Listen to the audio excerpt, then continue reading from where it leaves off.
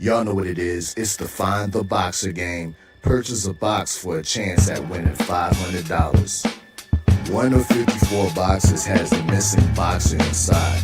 Purchase your box or boxes by Cash Apping $ usual 50/50.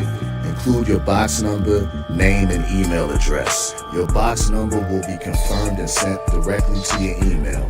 Each box is $20 with a 1 in 54 chance of winning. Remaining proceeds will go directly to the LDBC meet and greet in Las Vegas. Shout out to the LDBC, and remember, it's a usual suspect day.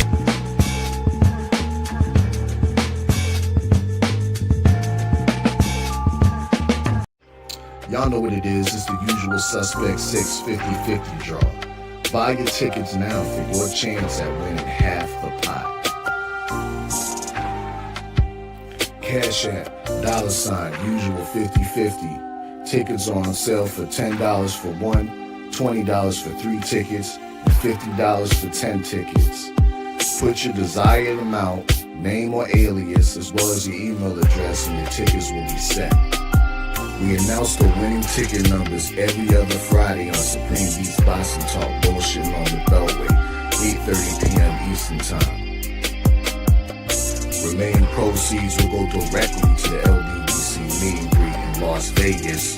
Shout out to the LDBC, and remember, it's a usual suspect day. Push the weight and now flex. Flex alive is more than the 6. With the runner boy, you nigga, no question. You will run a motherfucker high stepping. Hey, you never had a big enough weapon. Motherfucker never learned your lesson. I'm an 88 pack nigga. I'm an 88 pack nigga. I mean, day walker, drink blood, fangs out, full moon, motherfucker change like a hoe, nigga. I'm just a nigga from the hood trying to stack a little cheddar for the money.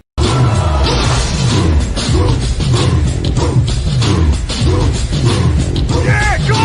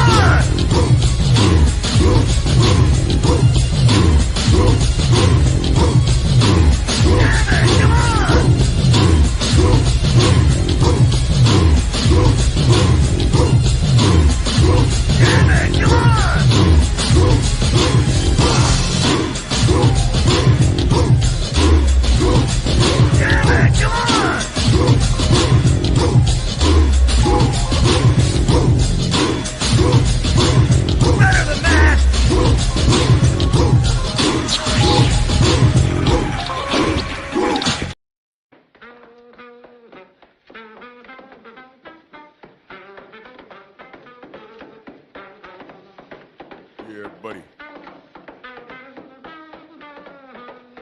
Yeah, buddy. Lightweight. Lightweight, baby. It's time to bleed. This Simian Saturday. You know what a Simian is? Well, welcome. It's the first Simian Saturday. A simian is a primate, like it's a monkey or an ape. So, you know, I had to get busy on this because I'm just tired of this dude. I'm tired of both these dudes. They come from the same cloth. I mean, they share the same DNA. So welcome to Simian Saturday. Let me update my live stream. Let's update okay. Simian Saturday 1. Let's update this stuff. See, I'm so creative. See, I'm a content creator. And congratulations to the Charlo brothers, because I'm going at both. I don't care. I have been nice. I have been very fair in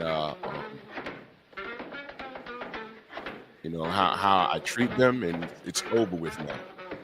They ain't with us. All right, they're not with us. So welcome to the first Simian Saturday featuring the Charlo brothers. Simian Saturday. I mean, you guys, y'all making me work on a Saturday, bro. All right, so you know this could not wait. Yes, sir. So we're gonna talk about this monkey. Now the 86 first in that super chat. Salute, brother. He says salute, Drew, and salute to the mighty LDBC, F. Charlo, Ryan, Tank, Bradley, and any other racist bozos out there. Hashtag LDBC for life. Hashtag F the haters. Hashtag we outside. I'm on the job, brother. Much love and appreciation. Salute. Salute. Thank you, brother. Thank you so much. Steve Elder, Mac, my brother. Salute. Sam Mac. Got 2 Macs back to back. Boss. Speed Demon, what's going on? How you feel? Shogun. Sensei, Stormy B-Man in the building. AJ Moore. Tay-Tay, good morning. Vince, what's going on? Eric H in the building. King Bonnie, Gerald Kelly. Wild Neil, Mr. J Dub. Salute, man. Good to see you. Sam Steels, what's going on, man? I appreciate you. Hey, man. Twin Coons, man. They outside. It's all right. And it's going to be a bit of roasting here, but you know what? I ain't got to lie on these dudes. And if you can justify their behavior because you don't like me, that's what it usually is when these hard ERs, they are her. It's the acronym. Hard, H-E-Rs is, you know, the end of the N-I-G-G-E-R, you know, courtesy of Ryan Garcia. If you can overlook everything that these super coons and primates do because you don't like me or like what the LDBC represent, well, that's fine. That tells me everything I need to know about you as a person of color. So all of you stay away from me, all right? Because you're who I'm talking about. If you can look past what these primates have done, things that they've said, then you're the problem.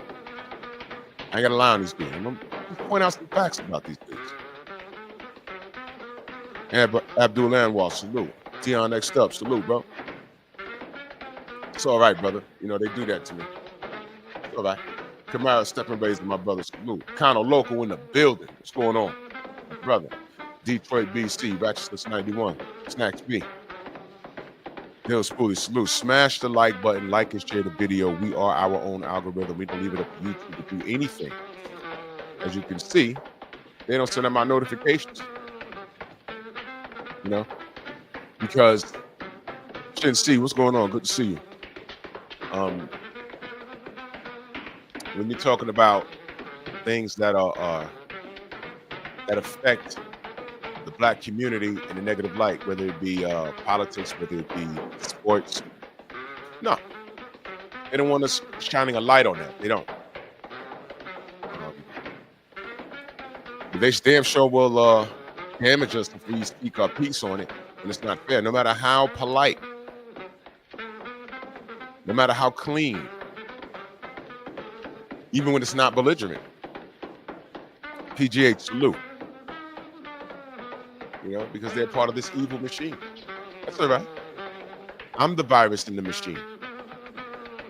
I cure this stuff. I'm the penicillin. You don't want that. Y'all like being sick. It's okay. It's okay. Let's do it. The Charlos are done. The Charlos are done. The Charlos are done. Okay? They're done. I'm done with them. The other day, it's like 2 days ago now.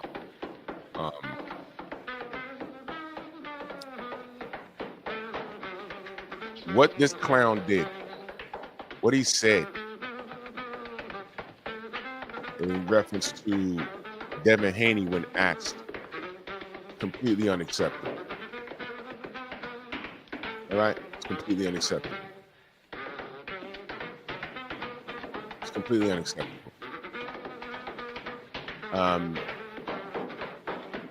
This guy's lost all privileges. Seriously. I'm done with him. done with him. In case you missed it, well, first of all, what I'll do is I'll just share it so you can hear it. All right, that's the video right there, courtesy of Fight Hype. But I'm gonna play the audio because they funny style with some of their material. Isaiah, what up? And when asked about Devin Haney, for no reason, he goes on this epic rant. It's epic because the world hates Devin Haney so much because he's like the worst person in the world according to them. You don't sue in boxing, nonsense. They act like this lawsuit was the first lawsuit. That wasn't the first lawsuit of its kind. Yes. Was it within bounds? Yes. Of course it was within bounds.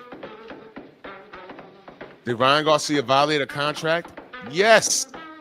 He absolutely did. He absolutely did.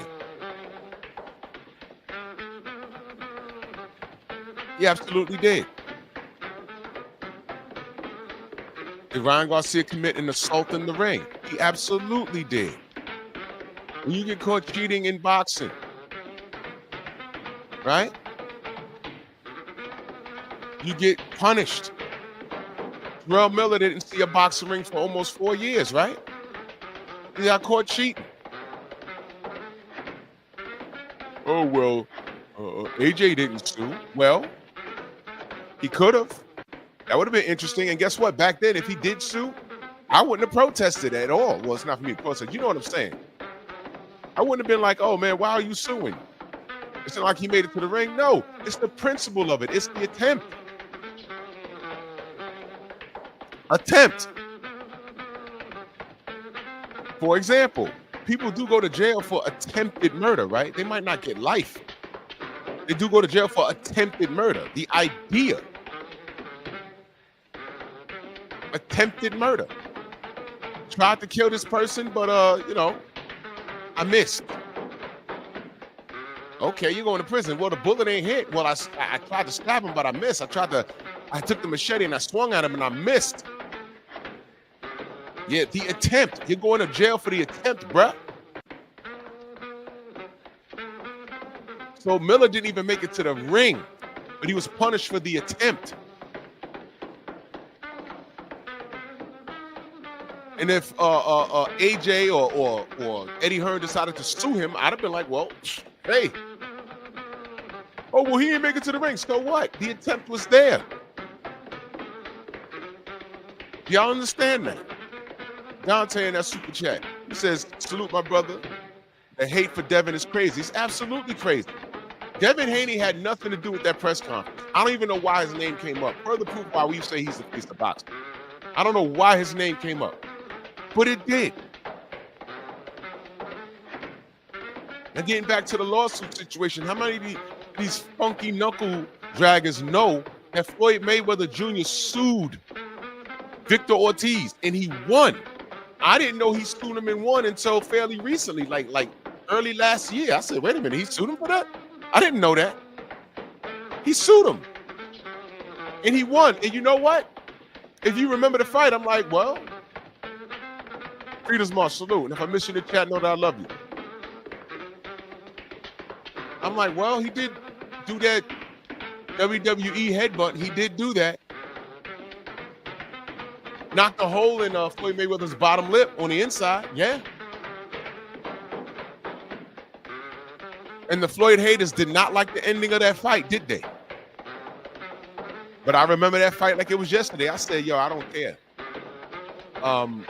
Floyd Mayweather's two-piece was within the rules. Headbutts are not inside the rules. Eddie Cortez, I'm sorry, what's the ref's name? Joe Cortez. Joe Cortez said, go. That meant fight. That didn't mean going for a third or fourth hug and kiss in an apology. And Floyd pieced him up. And that was within the guidelines. And you can get mad at the outcome, but we all saw Joe Cortez said, fight. And then he looked at the score table to say resume time. But he told them to go first, He said, resume time. Next thing you know, he turns around. Victor's getting knocked out. And it's protect yourself at all time. I understood it perfectly. They tried to paint Floyd, oh man, you know, but I said, no, it's within the rules. Oh, well, it was unsportsmanlike. And see, the reason why I'm bringing that up is because when I went to work that Monday, people were so mad at me because I was trolling because there was so many Floyd haters. And, you know, a majority of those dudes didn't even watch boxing. They just hated Floyd because it was the thing to do. Oh, well, you know what? I don't like that guy, meaning black, because see what happens, y'all, is who controlled the media? This is why they don't like the LDBC. There was no LDBC back then. There was a presence online, but there was no LDBC for real.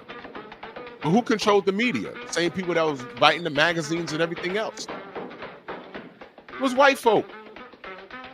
And if they decided not to like anything, then you didn't like it because they wrote a bunch of negative. If they decided to call something good, then you were molded. You really didn't think for yourself. Sugar Ray Leonard is loved, right? But talk to James Stoney if you can understand what the brother's talking about. And I say that respectfully because, you know, he got the mumbles now. Get his opinion on Sugar Ray Leonard. I heard him talk about Sugar Ray Leonard before, you know, he had the speech problem. And I said, man, he's making a lot of points. He talks about Ray Leonard was a good fighter, but a lot of his positioning in business was because of business. And he had that smile and he had these good looks, but he wasn't a warrior. I remember watching an interview where James broke that down. I said, well, you know, he might have some points here. Ray Leonard is still great, but, you know, James is making some points. But majority of people, the average Joe, is molded by the media. And salute the fool-ass Earthman in that stupid chat. Much love and appreciation, brother. You fool-ass Earthman. Salute to you, good brother. Much love and appreciation. Thank you so much. You dig what I'm saying? So, it makes you wonder, before the internet, for those of you guys that go back as far as I do, how much of those articles was written in fairness? How much of those articles were opinion? Again, when I post short videos, I tell you where the source is coming from. I drop the link in the description. I tell you to go read it yourself and tell me what you think. We've seen writers write complete BS about a fighter that we talked to.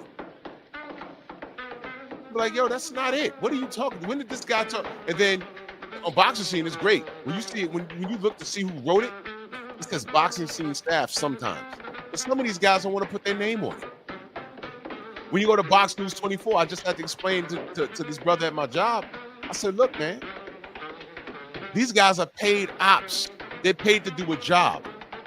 Some of them, this hate does come from their heart. Some of these guys take payola from promoters, right? Or they just work for an outlet who decides what they're gonna do to sell, make money. And if dragging Floyd Mayweather's name, Devin Haney's name, anybody's name, if it's good for business, they'll do it. And because they're reputable, people will go there. And it's the same thing with YouTube channels. The bigger the channel, more eyes on their channel, they think it's a reputable source, and it's not. I made the example the other day. If you hated Obama, you did not go to MSNBC. You went to Fox to hear that feel good. The conspiracy theories, all of that. All of that. What people don't know, and I had to learn this moving forward.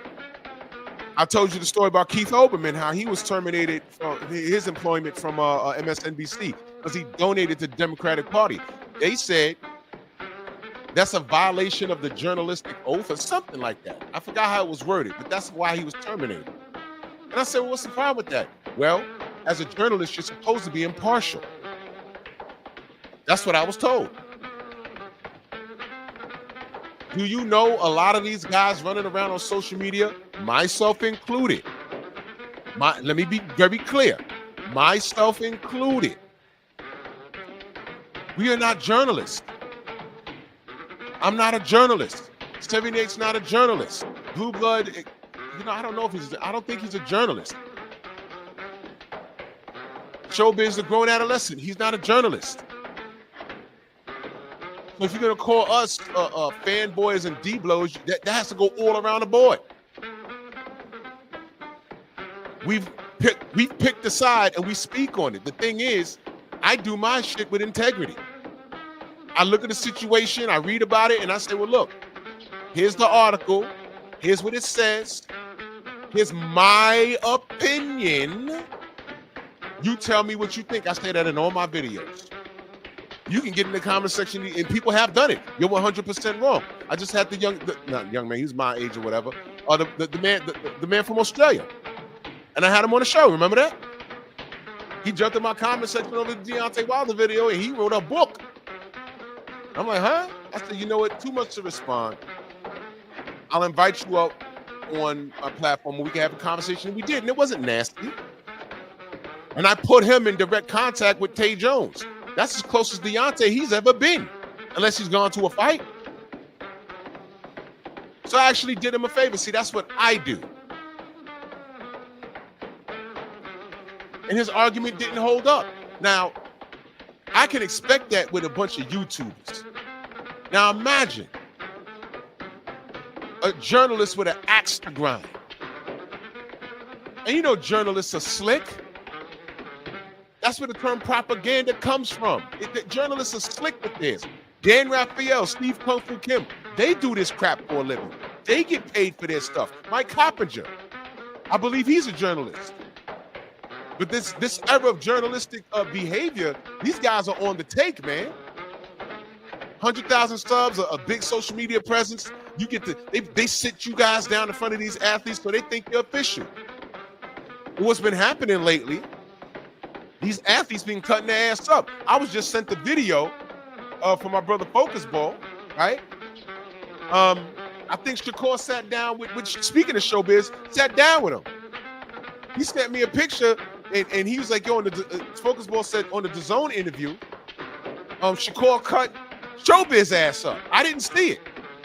I asked him, I said, where was this from? He said, yo, he was talking to Showbiz. And I think, all right, so Shakur got two bodies. Mike Coppinger, he cut his ass. And I heard he just cut Showbiz ass.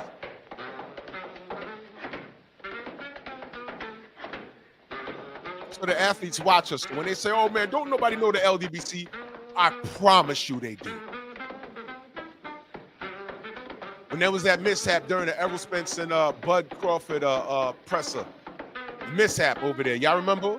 If nobody watches us, when Blue Blood asked Errol a question and Errol looked at Blue and said, yo, didn't you change up? It was a misunderstanding. Didn't you change up? And Blue said, what are you talking about? Didn't you say da-da-da-da-da? He said, I never said that. He said, all right, well, okay, what's your question?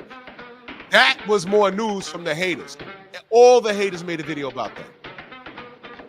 And I ain't gonna say those scumbags' name, but all of them with the big channels. Oh, Errol Spence checks Blue Blood. You remember that?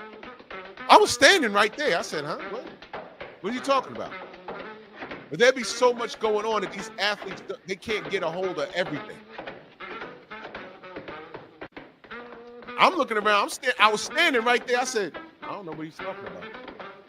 But Blue grown, he can handle his business. He said, what are you talking about? He said, I never switch up. What are you talking about? And he said, all right, well, what's your question? As soon as we left the Palladium, I'm looking at my phone. I think I text Blue. I said, yo, here they go, bro. Everybody made a video about it. Forget that Errol and Bud is finally happening. For 3 days straight, the haters made a bunch of videos about Errol, quote unquote, checking Blue. He asked him a question. Didn't you switch up? Blue was like, nah, what you talking about? They said, okay, well, go ahead and ask the question. That was better. That was bigger news than Bud versus Errol for 3 days. I said, look at this shit. That's how you know you made it. And that's why they hate Blue. I don't know if Blue has a degree in journalism, but he makes more waves and busts more moves than anybody in these YouTube streets. He's outside. He's everywhere. The line be down the block and around the corner at the Palladium. I'll be online. Me, Clarence McClain, Thomas. Blue shows up fashionably late and stands in front of the line and goes in first. Okay? And that's what they don't, that's what the haters can't stand. Because he's on the job. They can't stand that. Feel me? Todd French in that super chat salute, brother. He says, you know it's definitely serious when Drew broke out the old school buck dancing music. Drew is cooking them early in the AM. Cook them lightweight. I'm on the job, good brother. I'm on the job. Thank you so much.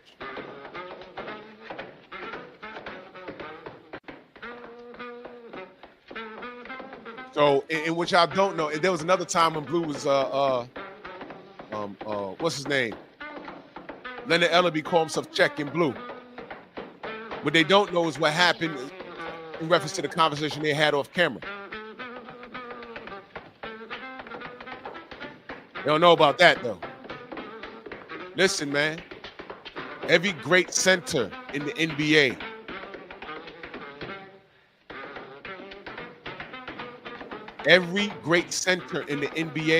has gotten dunked on. Everyone. But you know what they don't, you know what they never consider? That center's there for that. He's there to protect that rim. And if he was trying to block that shot and he missed, it got dunked on. I don't mean the center's not great. Jordan dunked on Mutombo. Does that oversee all the block shots that Mutombo has with the finger wave? No. He got dunked on because he tried to block Jordan's dunk, and he failed. That one time he failed. So what? It happened. It happens.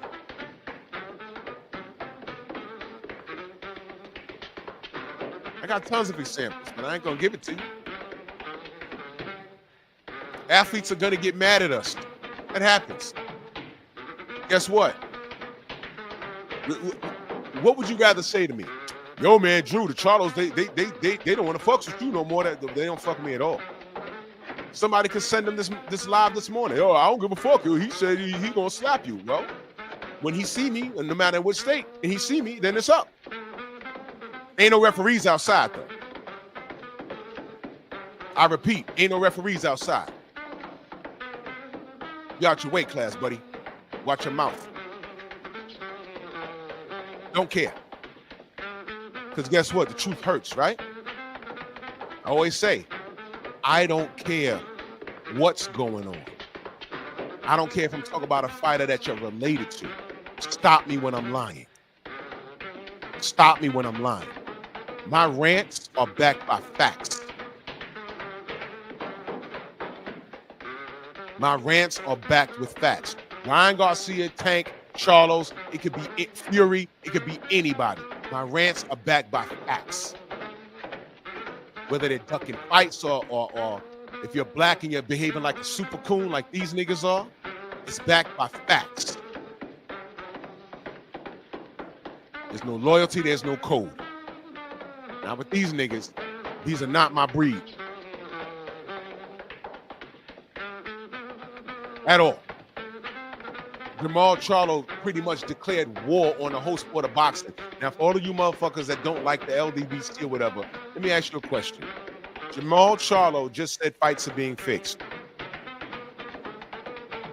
Okay.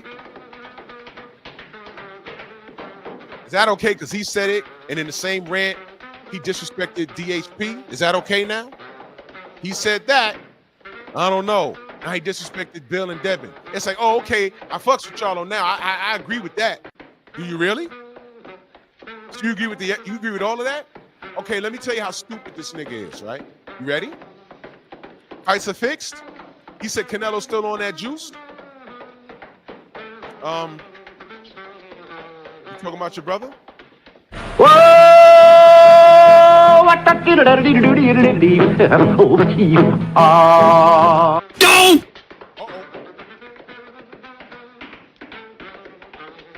Disappointed in your brother. That bell rang.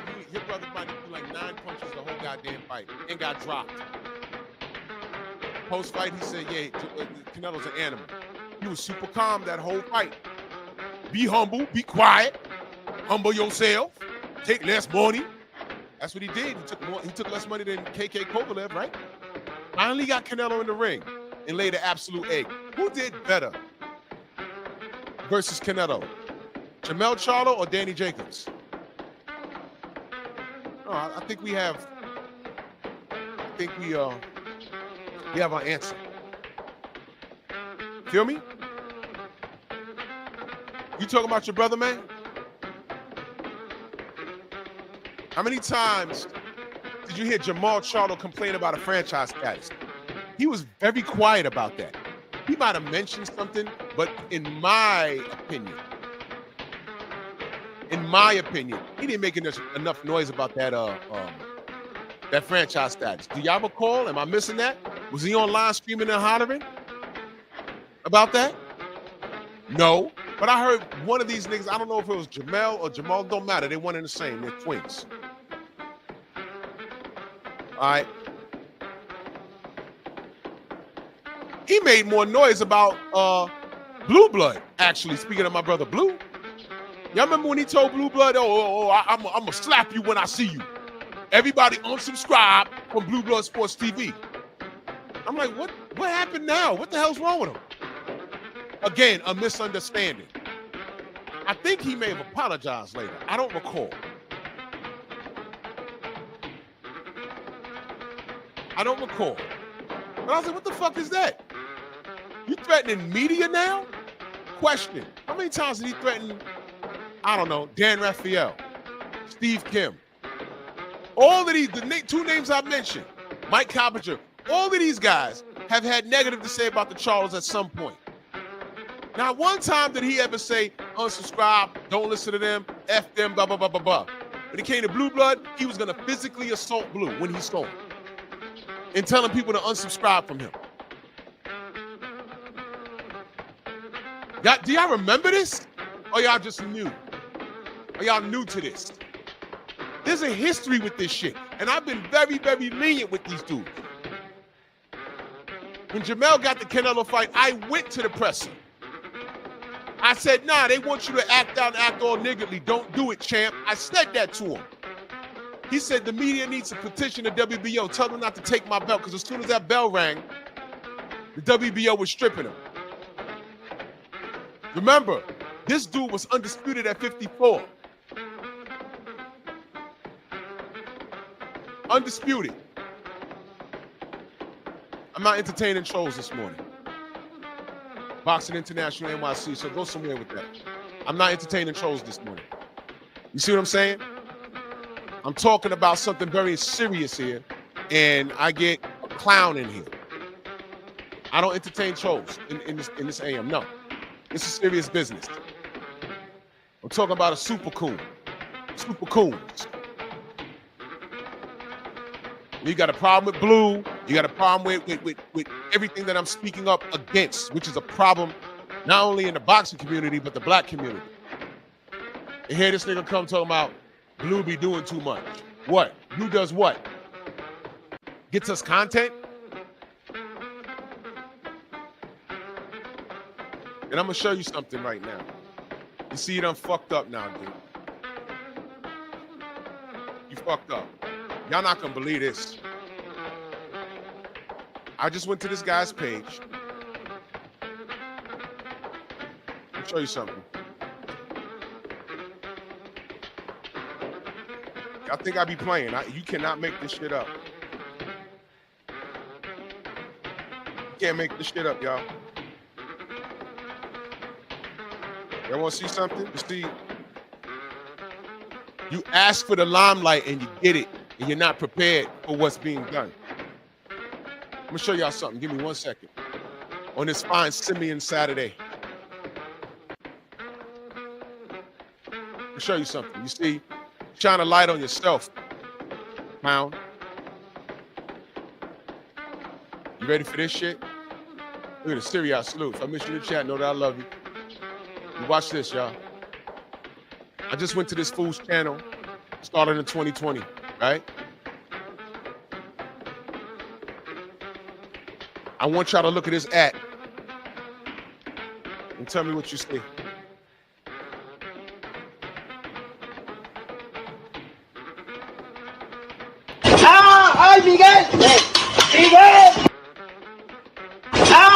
Miguel! Miguel! ¡Ay, Miguel! Miguel! ¡Ay, Miguel! Miguel! Y'all see that? ¡Ay, Miguel! Miguel! Do you see that?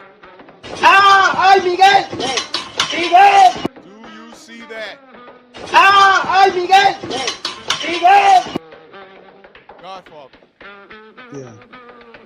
You can't make this shit up, people. You cannot make this shit up. Get your hand off my penis! There it is. There you go, right there. There you see, there you go. Now, back to this regularly scheduled program. You see what I mean? There you go. Take your sour feelings about Blue Blood and go somewhere else. Don't none of you YouTube motherfuckers be talking about Dan Raphael doing too much, Steve Kim doing too much, Mike Cappinger doing too much. These dudes get all the interviews. And they bend and twist everything, and then they give you this fake-ass news. And I tell y'all, a lot of the fighters that they're talking about, we speak to. We're like, well, when did you say that? No, I never said that. And that's why Shakur is sitting in front of Showbiz. Matter of fact, let me show y'all that picture, because I didn't watch the interview. Let me show y'all this picture. I'm going to send it to you, right? I'm going to post this now. Focus Ball said, yo, he, you know, of course said something crazy to him too, like how he said something crazy to Mike Cappinger. Yeah. Hold on, give me a second. I said, what is this? I was like, what is this? And according to Focus Ball, you know, Shakur tore his ass up like how he tore up Mike Cappinger. And he's rolling his buck eyes.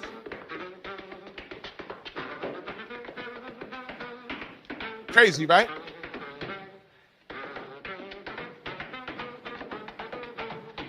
Now, I didn't watch this, but this is just a still shot. I don't know what this is. Look at that. Shakur says something crazy to him. He's like, oh, come on, man. Come on, man. Come on, man. Come on, man. I'm just talking boxing, man. Come on, Shakur, man. I'm just talking boxing, man. Yeah. Now, was that news to me? No. I don't care. I don't care. I mean, but watch this. This is how you know Blue moves the needle. Errol said that to Blue, and Blue said, I don't know what you're talking about. And what you don't know is that Errol was mistaken. But you don't care. On the outside looking in.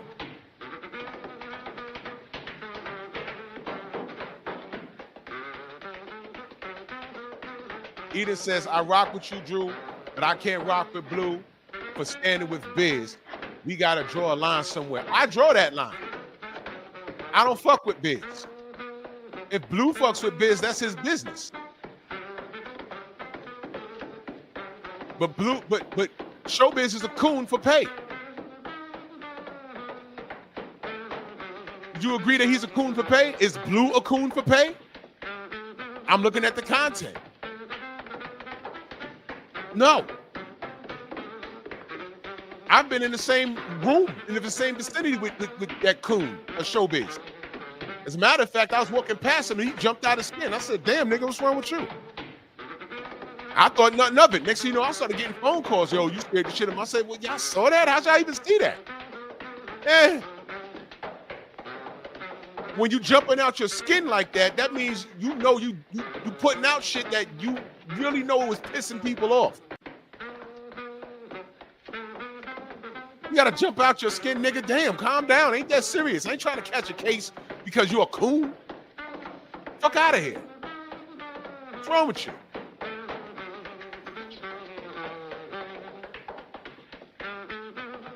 Blue's a big platform. And what y'all gotta understand is,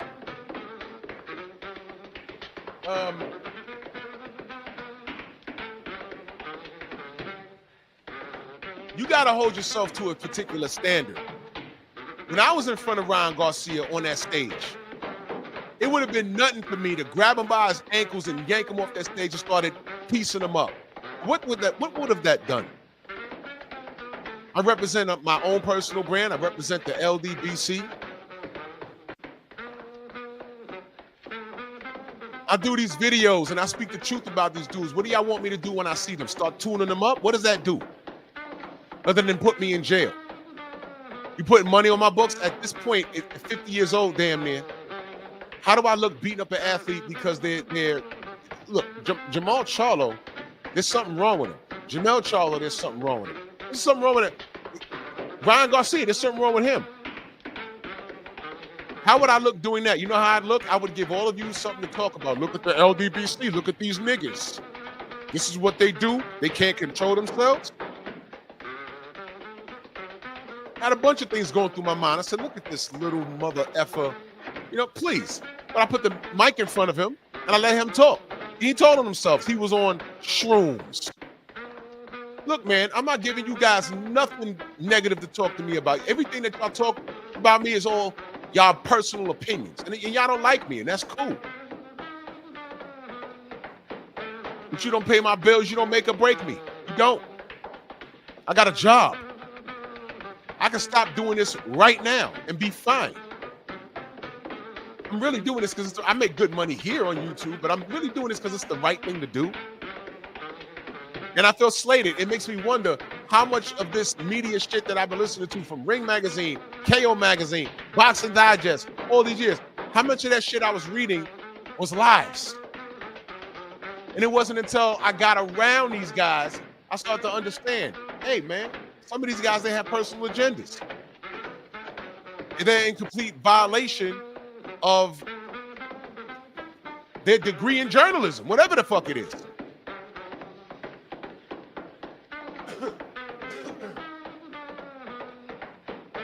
So I'll do it myself. Like Thanos. Fine, I'll do it myself. I'll do it myself. To the point where it's laughable. Whenever you hear you read someone say something about Deontay Wilder, who do you think's the first person I call? Tay Jones. Sometimes I'll call the general. Yo, you read this? Yeah. All right, tell me what's real. And 100% of the time is, don't believe that bullshit. He ain't say that. He didn't even speak to this guy. Where did he get this?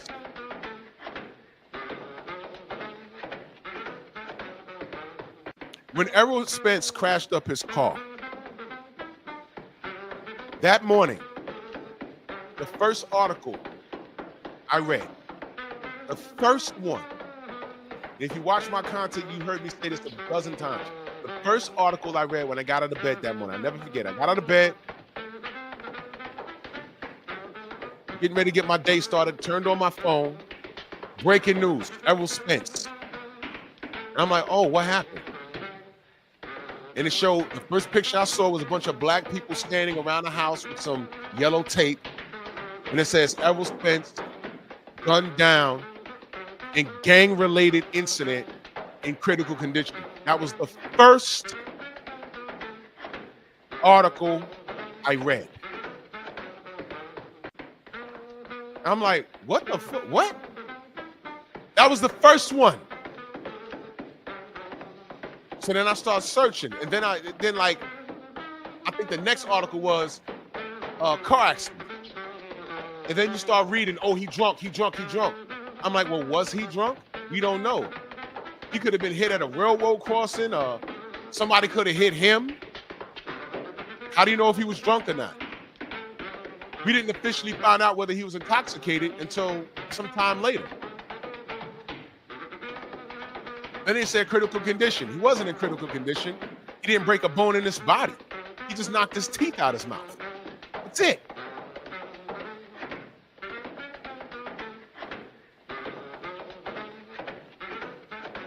I said, what the fuck? But where did this gang violence shit come from? And who wrote that?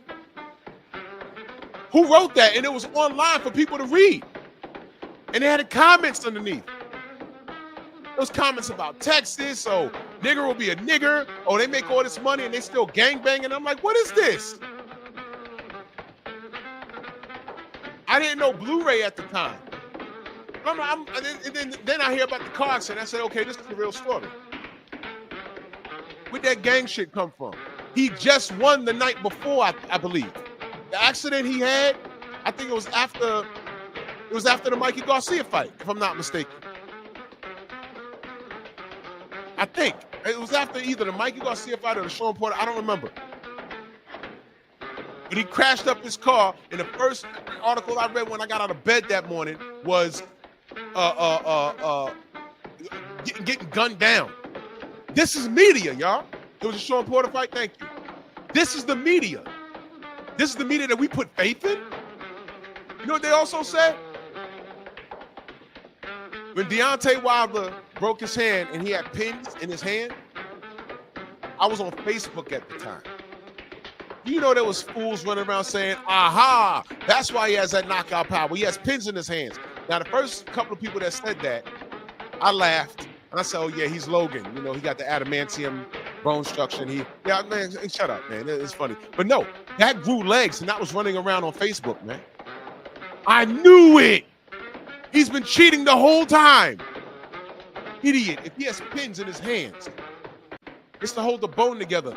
He wouldn't get cleared to fight with that shit in his hands. I mean, this was real shit they were talking about. I'm like, I don't believe this. That's when I had to get off of Facebook. I was like, yo, the maniacs are on there.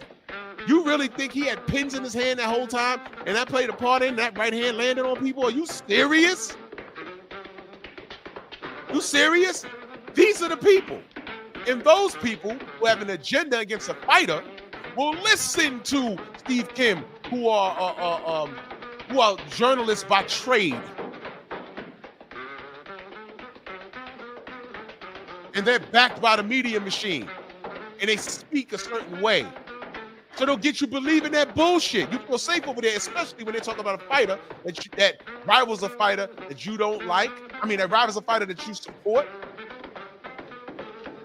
It's therapeutic for you to go to these people. What I'm telling you is, those motherfuckers are liars too. They're liars too. So I don't believe them. I don't believe when these guys write about Devin Haney or Deontay Wilder, especially when I can pick up a phone and talk to them. For example, the bottle service that Shakur sent over to Devin at his house after the Loma win. Signed the contract. Contract? I called Bill. He gets a lot of calls. He might not remember, but I said, Bill, contract? He said, what, man? I said, okay. I already knew. Have a good day, Bill. That's all I wanted to know. There was no contract. Why are you fronting?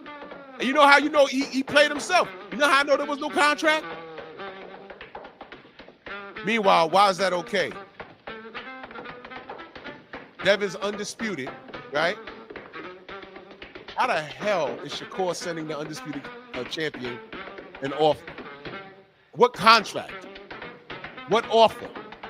Well, fine. You know how I knew that was cap? Because people went crazy with that. Oh, he sent him a contract. Why he ain't signing? I'm like, what contract?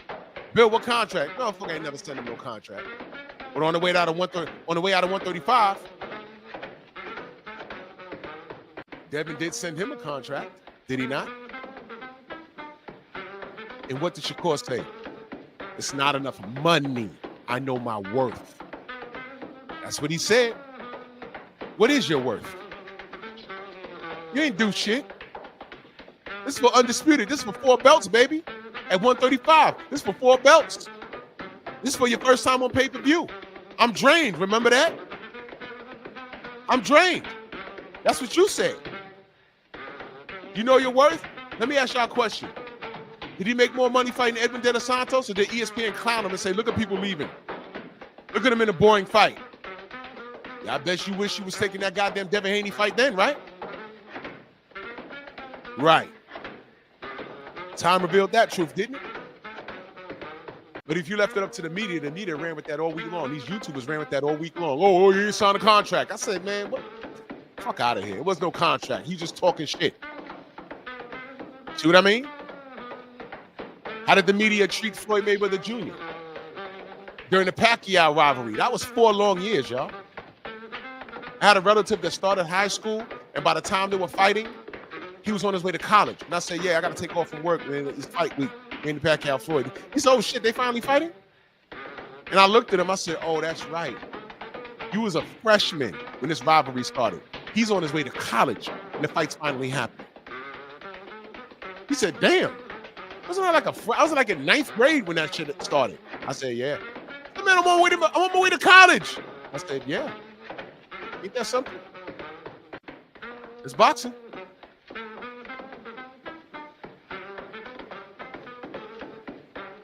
See what I mean? See, the media got you believing all kinds of shit. They wanted you to believe that Floyd was the bad guy. Y'all were too caught up in him throwing money at the screen and women twerking all over the place. And Manny being this Christian man. Meanwhile, he got babies out of wedlock. Christian man cheating on Jinky. Christian man had a cocaine problem. Right? Y'all remember all of that?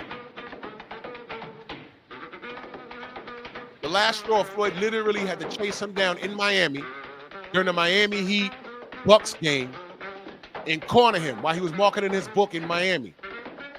Went back to the hotel room, was like, yo, look, we got to make this fight. Jackie, I'm not telling you who to like. I'm not telling you who to like. I don't care what these niggas like anymore. I'm telling you, I don't fuck with them. I don't fuck with them. And good luck tonight. Because I don't think he's well. I don't know. These people cleared him to fight, and he doesn't understand he's still black, and he will forever be sacrificial because they love seeing niggas like this lose. Case in point. Let me go back to why this one. Oh, you saying you like him though, Jackie, but you don't know what he did. Jackie, young man, this is what I'm talking about. I don't do lives in the morning, but this guy, I had to get on this dude. This was not waiting until Monday. This was not going to wait. Jackie, let me give you a bit of advice, young man. Before you co-sign somebody, you got to do homework. We've all done this, but it's become abundantly clear that we have to do homework on these new levels. And I know you're a young man, Jackie, okay? But I need you to take this as a learning lesson. As a black man in this era, especially now, and especially back then, when my grandparents were young, you always had to watch these niggas.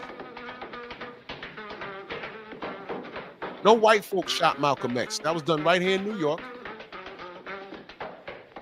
And a bunch of niggas pulled the trigger on him. They say they could tell you, hey man, you know, but it was the CIA and they got into the nation. Look, the CIA could kidnap me, the FBI could kidnap me and torture me and say, you are to set up this brother, da da da. You might as well go ahead and kill me, bro. I am not doing it. I am not doing it. I'm not doing it.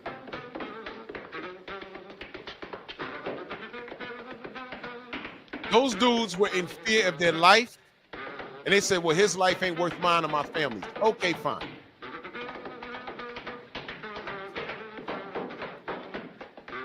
Nah, enigmatic son, I didn't see it yet. Okay? These niggas today, well, even niggas back then, they think self-preservation. There's no unity. Death before dishonor. That's how I see it. Death before dishonor.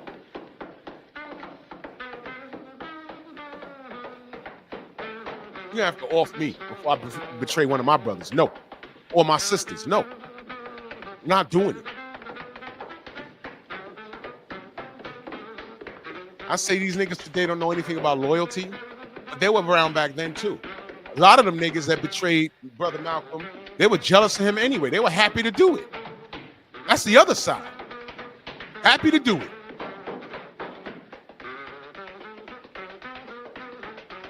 Word, you think Malcolm is bad, and oh, you know what? Yeah, you know what? You're right, man. All right, what you need me to do? Got him killed. They got him killed. Every brother ain't your brother. All skin folk ain't kin folk.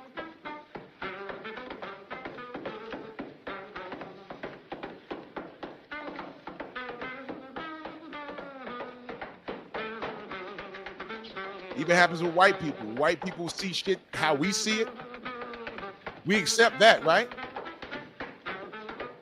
What do other white people call them? There's a term for it. You know what the term is? Brother Reef, you know what that term is, right? What's the term that white folk use amongst each other when they see things the way we see it? Hey, yeah, you know, there is systematic racism. Hey, you know, they right, man. You know, we did come over here and put the Indians on reservations. You know, everywhere we go, we do tear shit up, don't we? Hey, man, the South Africans have a point, man. We came over there and, you know, did the same thing over there that we did over there. Yeah.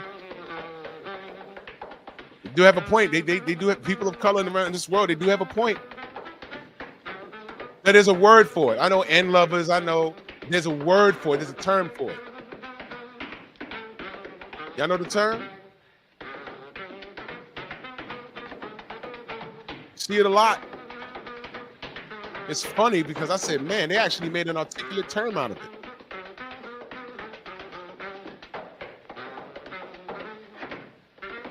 It's the opposite of white privilege.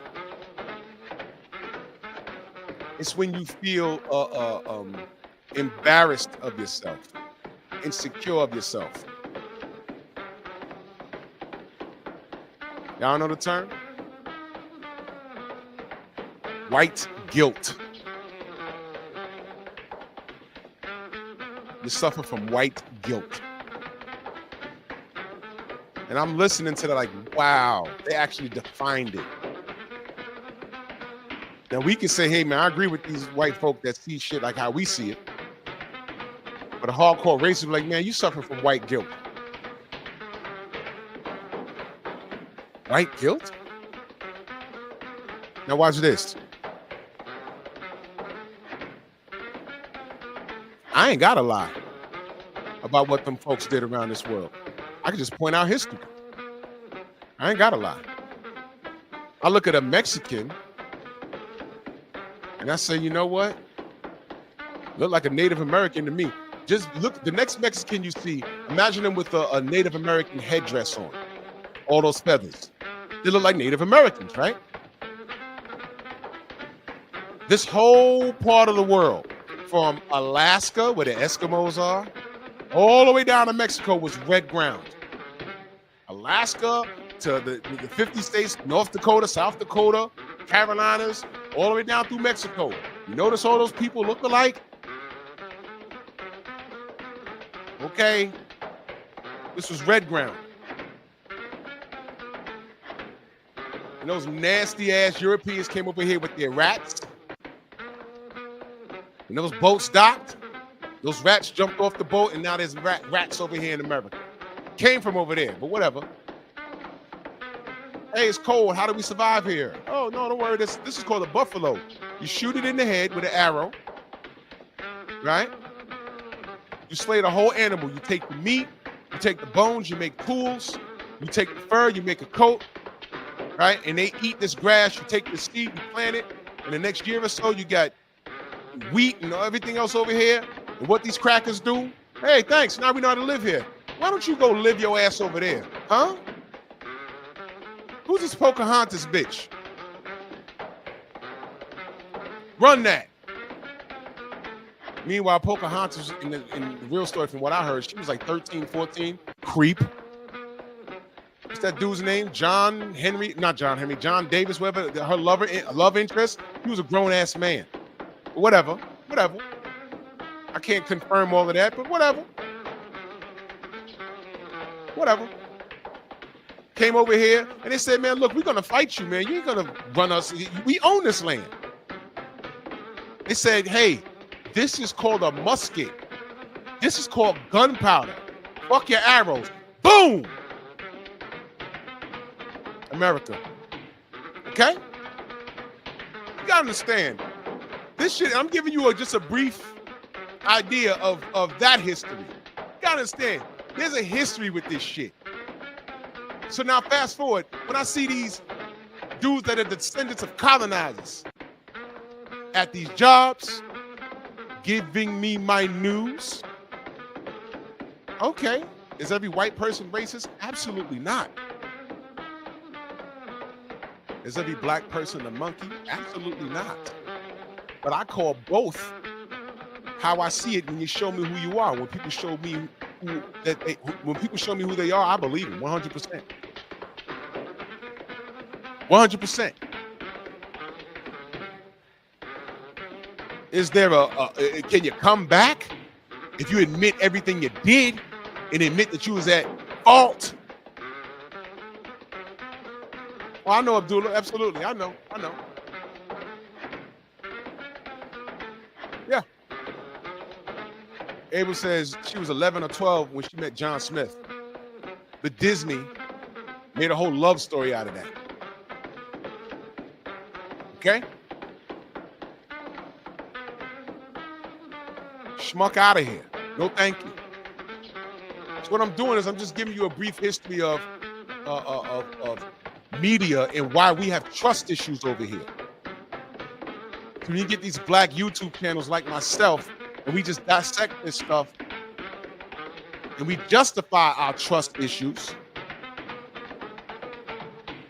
it's real easy for the bigger channels to cut that down. The channels like Showbiz the Coon, who's been assimilated like the boar.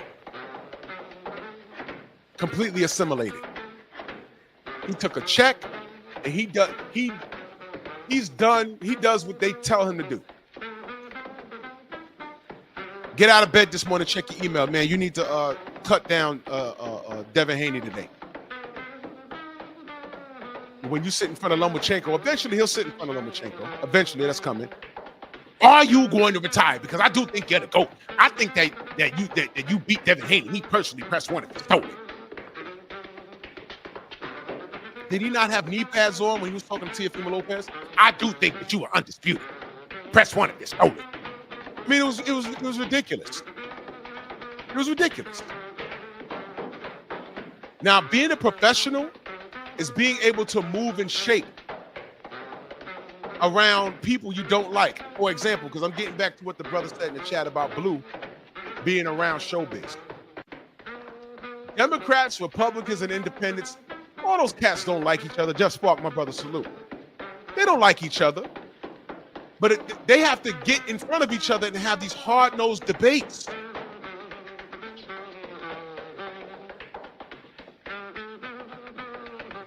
You think these dudes didn't stand across the stage and want to kick Obama's ass? You think these dudes didn't stand across the stage and want to kick Donald Trump's ass? You think the people in the audience who were invited in to watch the live debates, you think not one person wanted to jump up and just tackle Donald Trump and start tuning him up? Or what would have happened if he did that? He'd be in jail right now. Good paying job, but his emotions get the best of him, and then he pretty much off himself. For what? You have to be mature when it comes to certain things. When I'm in the same vicinity as that super coon, I don't say nothing to him. I'm sure people flood his email. Yo, man, Drew Titan talk. There's a lot of agitators now. Drew Titan talk about you. Drew Titan, I don't give a fuck. Do your videos or whatever, but whenever we're in the same vicinity, if you're bothered by something I said about you, approach me. And we can talk like men. We can talk like men. Or in the words of the Mac, we can get on some gangster shit. You make that choice. Choose wisely. I already told y'all. I saw a punch drunk 3 times at a presser before I spoke to him. I said, ain't gonna be a fourth. There's tension. I need to get this off my chest. I pulled him to the side. We had a conversation. And it was amazing what I learned. You heard what I just said? It was amazing what I learned. He's also the victim. Now, you got to agree with him, but he was also the victim of agitators because he told me some shit. I said, wait a minute, what? I said, what? No. And I had to go to my phone and say, look, no, this is this. He said, no, well, homie told me this. I said, no, that's not true. And as I'm talking to him, who walks up? Bill. What's up, y'all?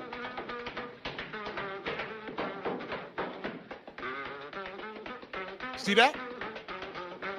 Somebody put a battery in his back like they try and put a battery in my back all the time. See that? So now that nigga over there, Showbiz, he getting money. He getting to it. So Blue can stand next to him for all he care, for all I care.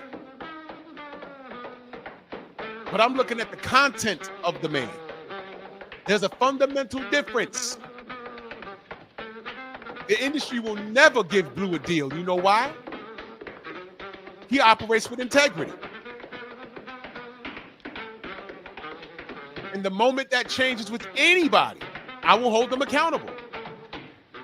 The difference is I have a relationship with Blue, and if he's ever been assimilated, and I feel he has been assimilated, I will call him first and ask him what's going on. What's up with that?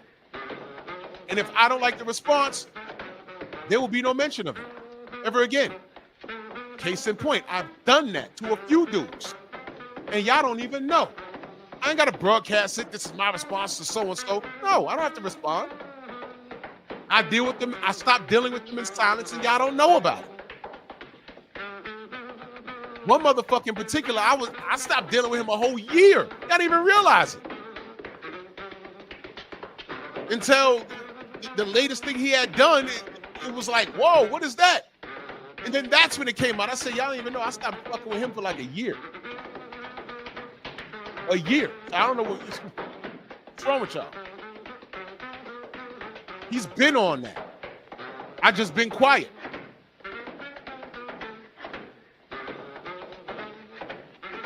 I just been quiet. Got to put my band up.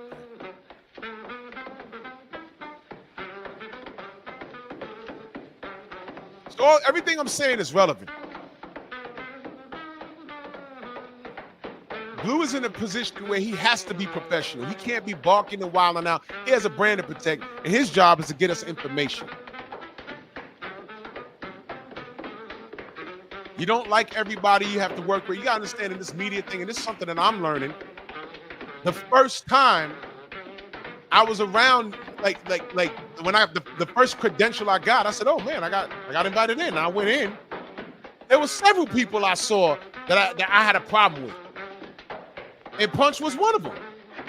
And we didn't speak at all the first time. He stayed away from me. I stayed away from him. But how would I look running over there? Yo, motherfucker, da da da da da da. How does that help me? You understand? My audience gets robbed of content, and I end up looking like a grown adolescent. As an adult, you got to show some level of control.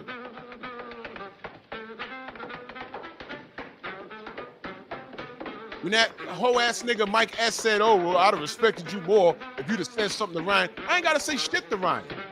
Because if you was listening, he told you what you needed to hear. He was on drugs. His father said, "Oh, he's not on drugs, he's trolling." He just said in front of his father, "Oh, I was on drugs, I was on shrooms." He said it. And I looked around, and the brother from Fight Hype, we looked at each other. I said, "Man, ain't no one's gonna say anything? Fine, fuck it." He said it. Now, if I'd have jumped up and moved people out the way, "Ryan, why are you such a racist?" No, he'd have walked off the stage and nobody would have gotten shit. And he'd have been like, "See, this is why I'm not talking to people. This is why I don't talk." And who's the one person that said that? It had to be a nigger, a hard ER. No. Play your position. Get your information. Exactly. The first thing that Abel said, Blue is in a professional setting. And he's a big channel, and he does this for a living. He does have a brand he has to protect. I don't mind him being cool with Showbiz, because that don't affect what he does. In the moment it affects what he does, I would call him. I would call him and be like, "Yo, what's up?" And in the event that, and this goes for all of my brothers and sisters, the minute that I know that they're on the take, I'm just leaving them alone.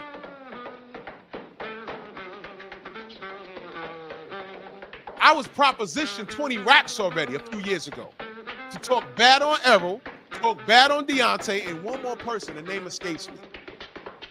They wanted me to plug into these UK channels, talk up Loma, Fury, and one more white fighter, it escapes me. Talk them up, and they wanted me to do panels with these UK dudes. They wanted me to be the token American nigga. And they wanted to pay me $20,000 over the course of 4 to 5 months.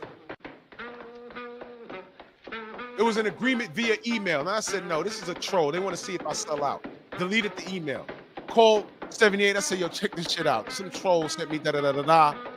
And it looked official. You should have saw this email. And I was like, hey, can you believe that? They say, nope, I got that. I said, what? I ain't even gonna tell you what they offered 78 to sell out. I ain't even gonna tell you what they offered BFTB to sell out. I ain't gonna tell you what they offered Black Fight Fan to sell out. Dead serious. I was like, yo. I said, yo. Well, I was kind of like, wow, they see value in what I do. They're trying to assimilate me. $20,000. Now, let me ask you a question. I'm the smallest channel out of all the names I mentioned. If they offer me 20 racks, what the fuck do you think they offered Black Fight Fan, BFTB, and 78? They offered me 20. What do you think they offered them? I'll just let you, I know the numbers. I ain't gonna say it. But I'll just let y'all ponder that. And I'm the small, at that time when they did that, I had like 4,000 subs.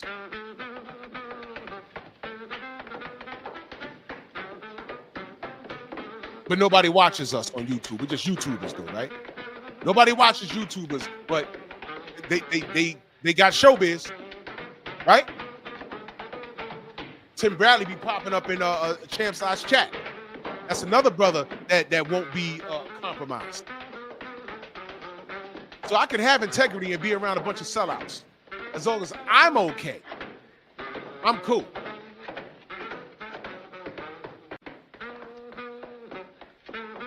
This dude, what is it? Marty, manager Marty, had everything to say about Blue Blood. I get a text like, yo, look at this. And I click on the link.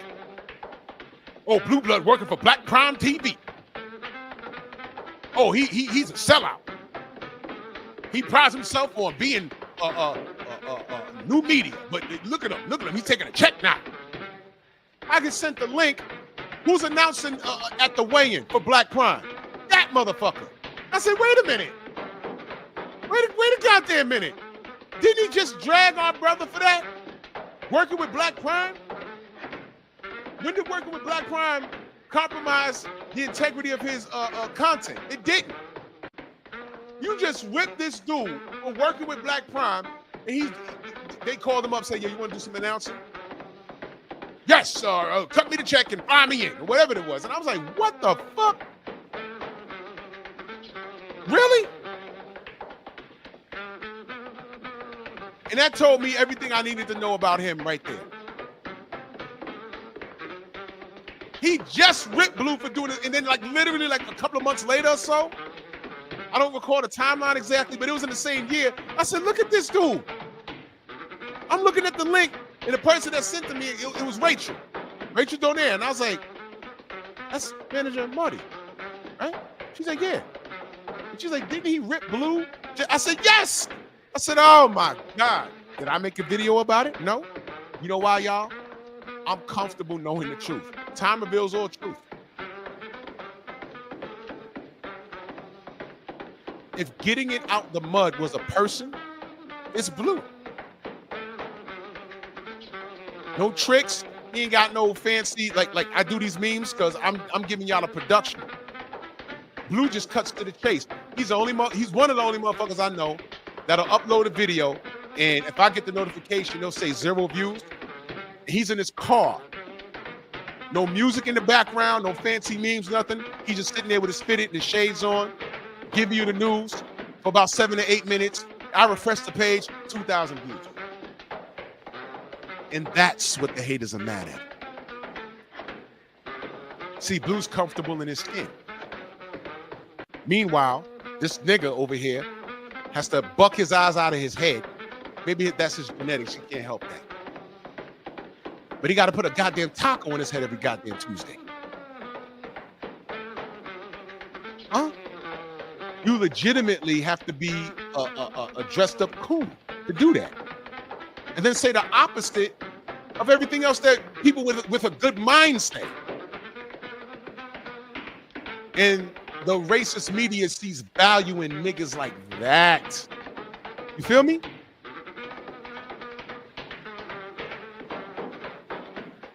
So I don't mind Blue standing next to him because Blue knows what he's standing next to. And when you're comfortable in your own skin, shit like that don't bother you. First time I saw him, I said, look at this little nigga. Well, he ain't bigger than me. I said, look at this little motherfucker. Look at this. Oh my God. That's cool. I ain't got to go up to him and be like, yo, why you such a coon? For what? I ain't got to do that. Check this out. Most of y'all talk about this no snitching shit, right? I bet you he didn't know who I was until somebody told him. And I never said nothing good about him. And I'm sure he said some shit about me on his channel or some shit about the LDBC on his channel. I'm sure he has. I didn't see it because I don't watch it. I don't care. Oh, Abel, a lot of things are not meant to. Look, man, listen. If we were offered bread, you know Blue was offered a bag. You know that. Blue's in the thick of things. And when he tells you about a conversation he had at a gas station with Bud Crawford, the first thing they did was call him a liar. I'm like, what he got to lie for? Nobody watches us. When I tell you I was in Vegas and Bernie recognized me and stopped me and we started talking. And that situation, BFTB got involved in that to a degree. Y'all know the story. Y'all heard it.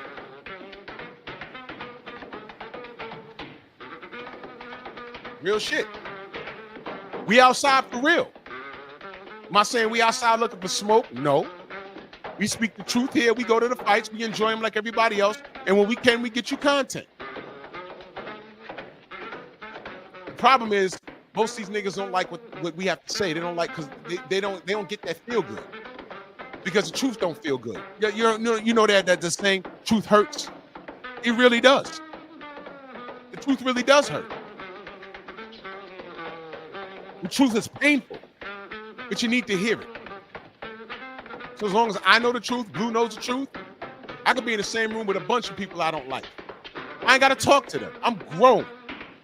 That's childish behavior. And I'm not talking about the brother that said, you know, he can't rock with Blue because he stand next to that coon.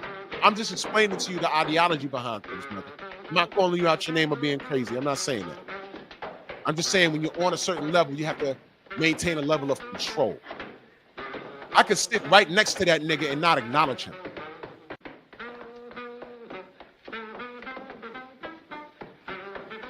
He's an entertainer. That's why they call him showbiz.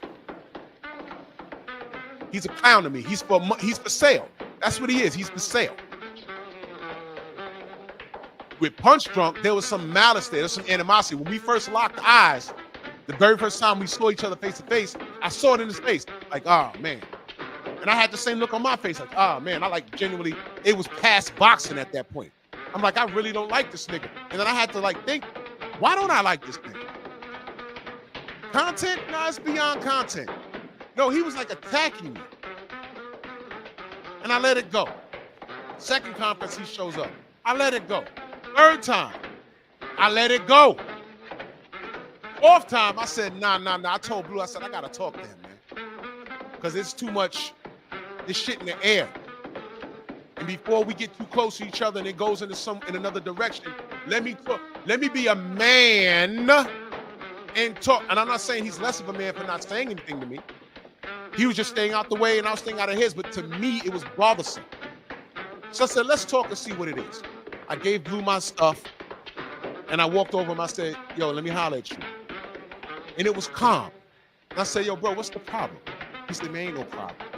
I said, there gotta be a problem. You got videos about me with my name. What's going on? And we started talking like men. Now, we could never see eye to eye on boxing. But there was something else, and then I found out there was people agitating the situation. Names were dropped, and I said, "Oh shit!" The cartoons that made us, and salute you, good brother. Always a pleasure to see you. Thank you so much. Thank you, brother. I appreciate you. Thank you, brother. You find out some things. I'm not trying to change that man's mind. I'm not trying to change his mind. It is what it is with him. But I much rather coexist in a room with a person being comfortable, because I wasn't comfortable. I'm like, man, because I was feeling some kind of way. Like it was like, yo, you talking about me personally. I want to put mitts on you. I want to put mitts on you. I don't like feeling like that. So I said, you know what? I'm not 12. What do men do? You come to an understanding. I could have pulled him to the side and be like, yo, look, I just don't like you. You could have said, I don't like you. I don't fuck with you. Then what? What do you do then? You know what emotional niggas will do? Freedom's March, salute. Salute to you in that super chat. Much love, brother. You know what emotional niggas do? You know what emotional niggas do? They escalate the situation and say, no, well, fuck you then. Fuck you, fuck you, fuck you. And then now y'all rolling on the floor and everybody gets thrown out. And nobody gets a credential after that. You either said, nah, nigga, I don't fuck with you, man. What am I supposed to do at that point? You know what I would have did? Nothing. Nothing physical. I'd be like, I will eat a dick, nigga, and I'd have walked off. That'd have been it. We had an exchange of words, and that was it. He said, I don't fuck with you. I'd have been like, eat a dick, and I'd have walked off. But you know what an emotional, insecure nigga does? Throw a punch. Catch a case. Ruin your channel. Get sued.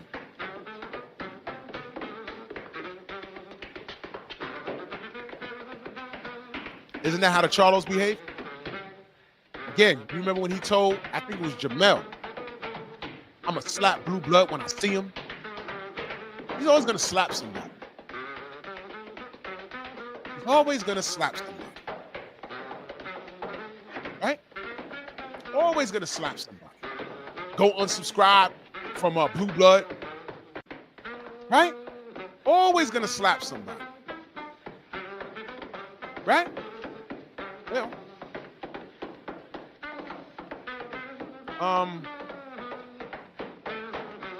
what happened here?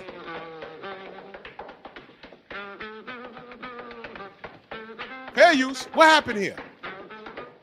He was in Brooklyn. Nah. You see that look on his face? He was just turned up a second ago.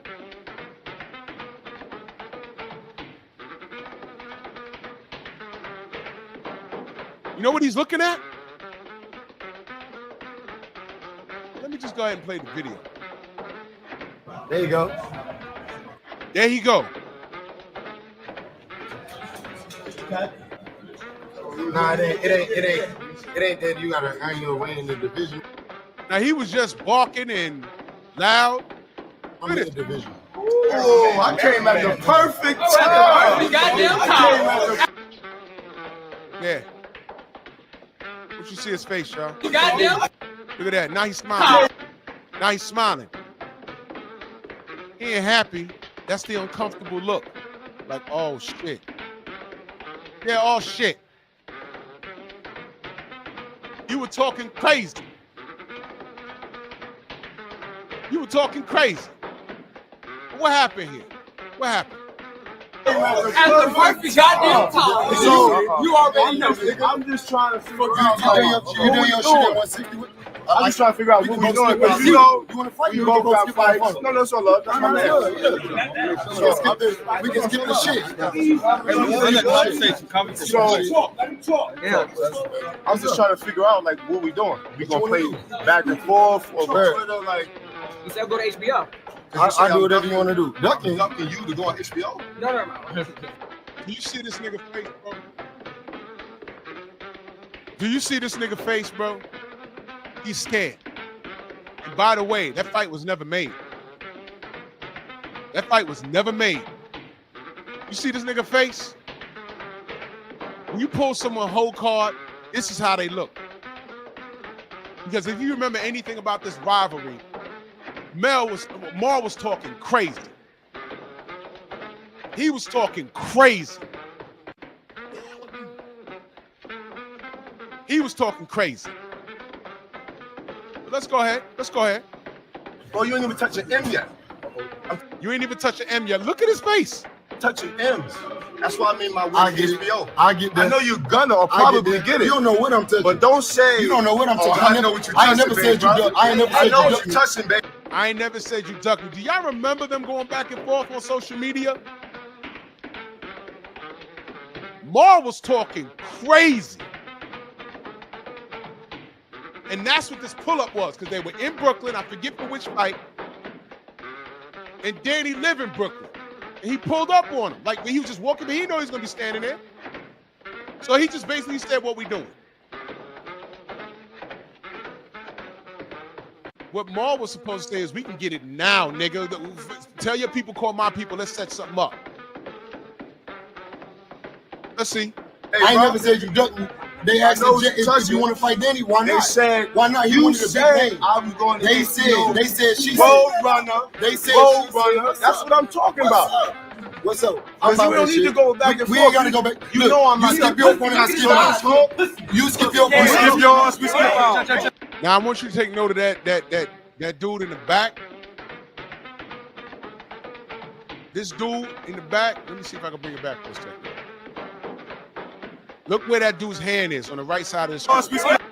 Let me bring it back a little more. Because he was talking when Danny pulled up. You skip your point, I skip mine. He's talking. You skip your point. That nigga right there on the right side of the screen. Let me tell y'all something. That guy, a nigga like that, that's the dude in your crew. When y'all all going out, y'all don't tell him where y'all going. He's the dude that escalates the situation. He's the dude that gets the other crew to get the dumping on y'all. Him. He talking. I don't know who he is. But this almost got uglier because of him talking. Him. When Danny walked up, he was mouthing off. I don't know who he is, but he needed to shut the fuck up. Y'all not in Texas, bro. It could have got ugly. We skip yours, we skip ours.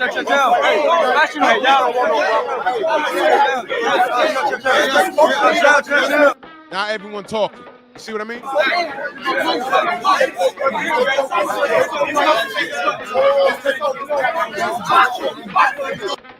Now it's almost going something else. Again, this right here, right? Tensions was getting high. Again, this is why I don't do debates. Because you can start out talking boxing, and it goes and it happens 100% of the time. It goes from talking boxing to you ain't like that, or you wouldn't say that shit if you was in front of me. All of that shit. That's emotional talk.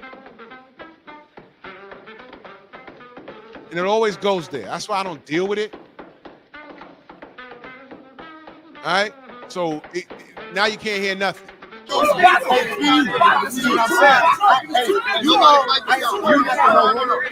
I ain't gonna promote the real one. You give my number to it. I just want to make it clear. You see this nigga in the back? Why is he animated? I don't know who he is. I don't know if he's a fighter or what, but why is he agitating the situation? Look at him. Look at him. You said pull up. Pull up name. I don't know what that means. All right, so we take care of boy. I already know. You know what I'm saying? I want you. You know, I both got two irrelevant ass. Because you know my rap shit. You know my rap. Okay. You know what it is. Now this nigga get back in the yo, bro. I swear to God, man. Niggas like that? Oh my God, man. I've seen a bunch of dudes like that. Look at him now. Why he talking to Danny? Jamal and Danny having a conversation. What he doing there? What are you doing, bro? What are you doing? Why are you there? Look at that. Look. He got more balls than Maul do.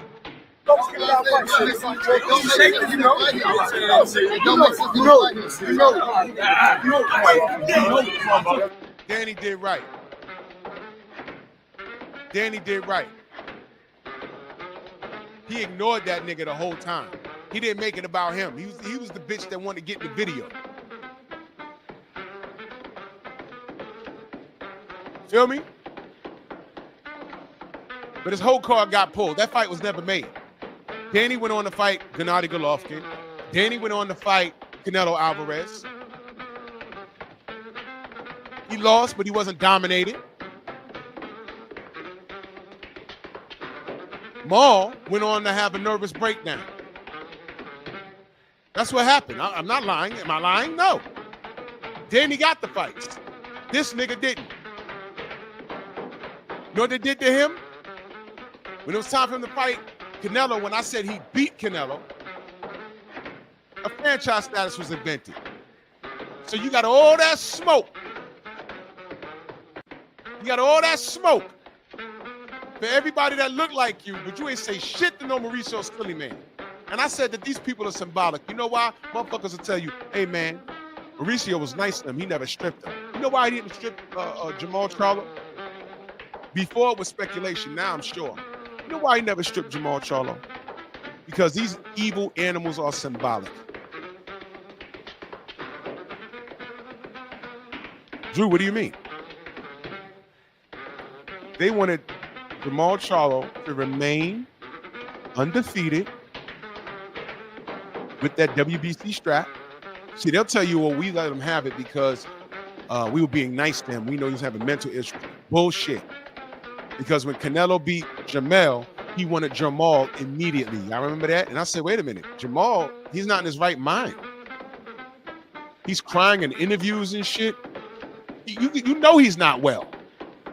Now you want him? No. Fuck Benavidez. I want him next. I was like, whoa.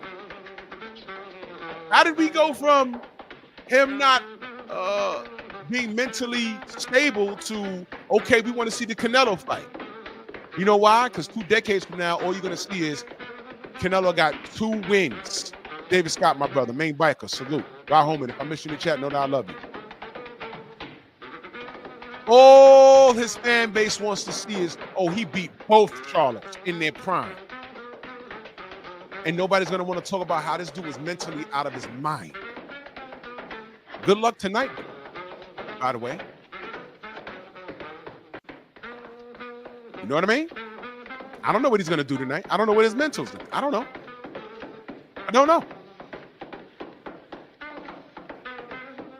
That's right, Michael Ray. Canelo's an opportunist. And he's enabled by the industry, the racist industry of boxing. This is what I'm saying. It's mad racist.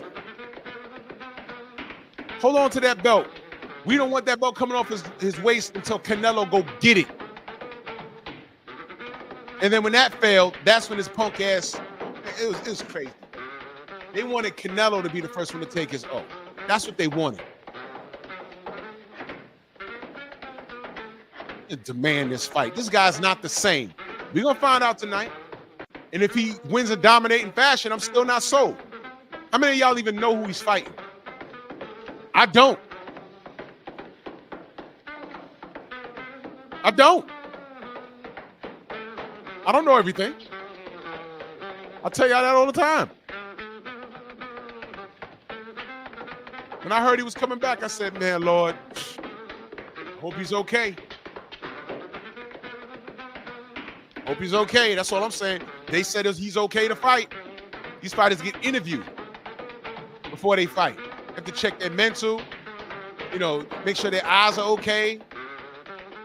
Make sure their mind is okay. Yeah, all right.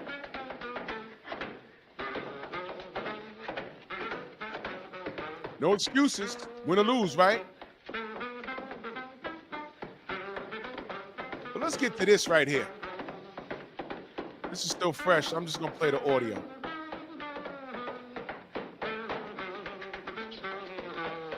Now, he's at the press conference. He done faced off with his opponent. Caleb Plant jumped in his face. He's saying, but he was super nice talking about Caleb Plant, who slapped the fuck out of him in Vegas. By the way, I had just missed that live by seconds. It was like 110 degrees outside. I'm out here turning colors. I'm standing there with Blue. Next thing you know, the door flies open. We outside. And I didn't know if it was Jamel or Jamal because they're twins. And I'm like, what happened? And an assembly line of him and his entourage came walking out aggressively. And I was like, what the fuck just happened? And Blue's looking like, what the fuck? Somebody came outside. I was like, yo, Caleb just slapped the fuck out of Jamal. I saw that was Jamal. He was like, wait, what? He just slapped the fuck out of Jamal. Why? He grabbed his beard. I said, okay. Told him not to do it. He grabbed it again. He slapped him. Oh, that's why he was mad. Okay. Just missed it. Then, I did a short video because someone had it on video. So I gave my 2 cents on it. And then, I think their wives was fighting in the street. It was a mess.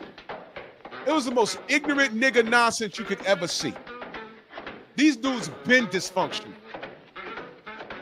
They've been dysfunctional. But let me play this shit right here. I need y'all to listen. All the Haney haters, they had straight erections over this. But I'm gonna explain to you why this is ridiculous. What's your relationship with the Haneys? What's your relationship with the Haneys? I don't know why they came up. I don't know why they, you know what?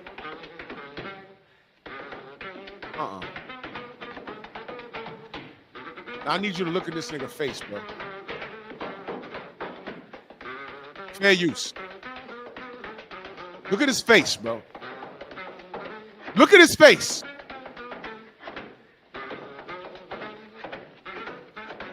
Fuck the Haneys. There you go. See? Fuck Bill Haney. He made this little controversy. I can show y'all. Bill Haney calling me talking about Eddie Hearns. They paid him his money, and his son is on the bottom out the back of the president and all this. So now he's telling you about a conversation that him and Bill had over the text or whatever.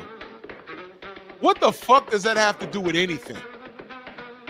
So now you're leaking information from a personal conversation. He's telling you about Eddie Hearn putting Devin on a back burner or whatever. What does that have to do with anything? Nobody asked. He just asked, what's your relationship with the Haneys? First of all, that was a leading question. To see what you niggas need to do, you need to stay focused. If you don't fuck with Bill or Devin or whatever happened,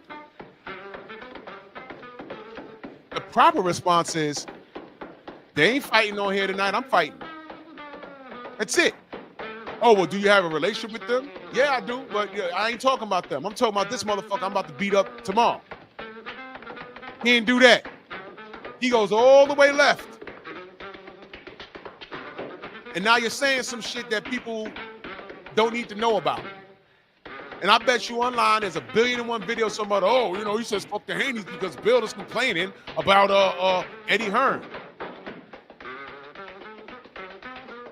Bill done said shit to me over the phone and in person about shit. Ain't none of nobody's business. He's talking to me as a friend. Do y'all motherfuckers run online and start talking about what your friends talk about?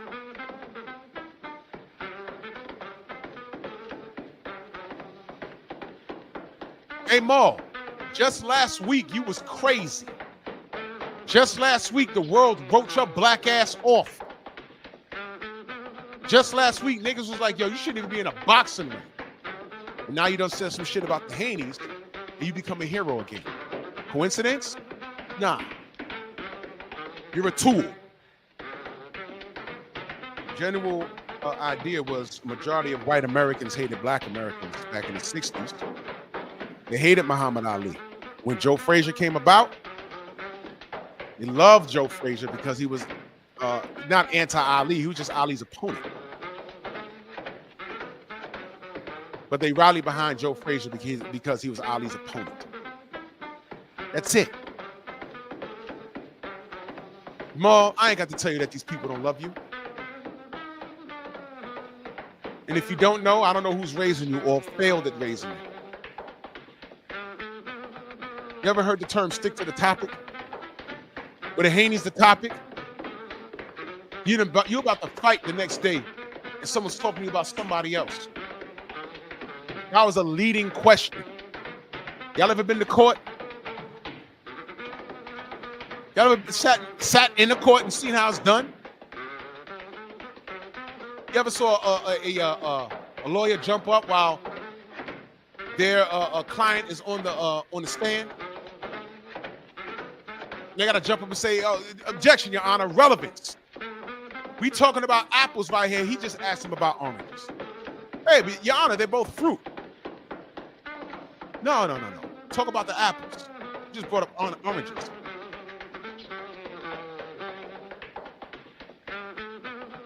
That's like me going, hey, Derek. Yeah, you know, I don't know. Modern Women. And Cynthia G. and Kendra G. and Kevin Samuels and Medium Man. And your thoughts on 9/11 though? Huh? Relevance.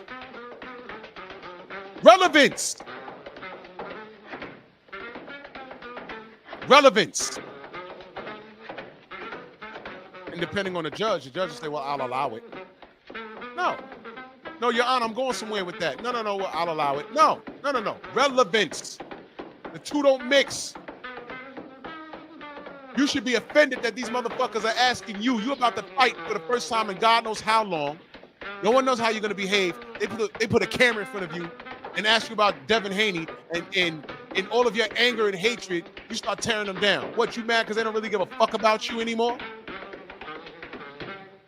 You didn't get this mad and turned up about a franchise status. You should have been online every day.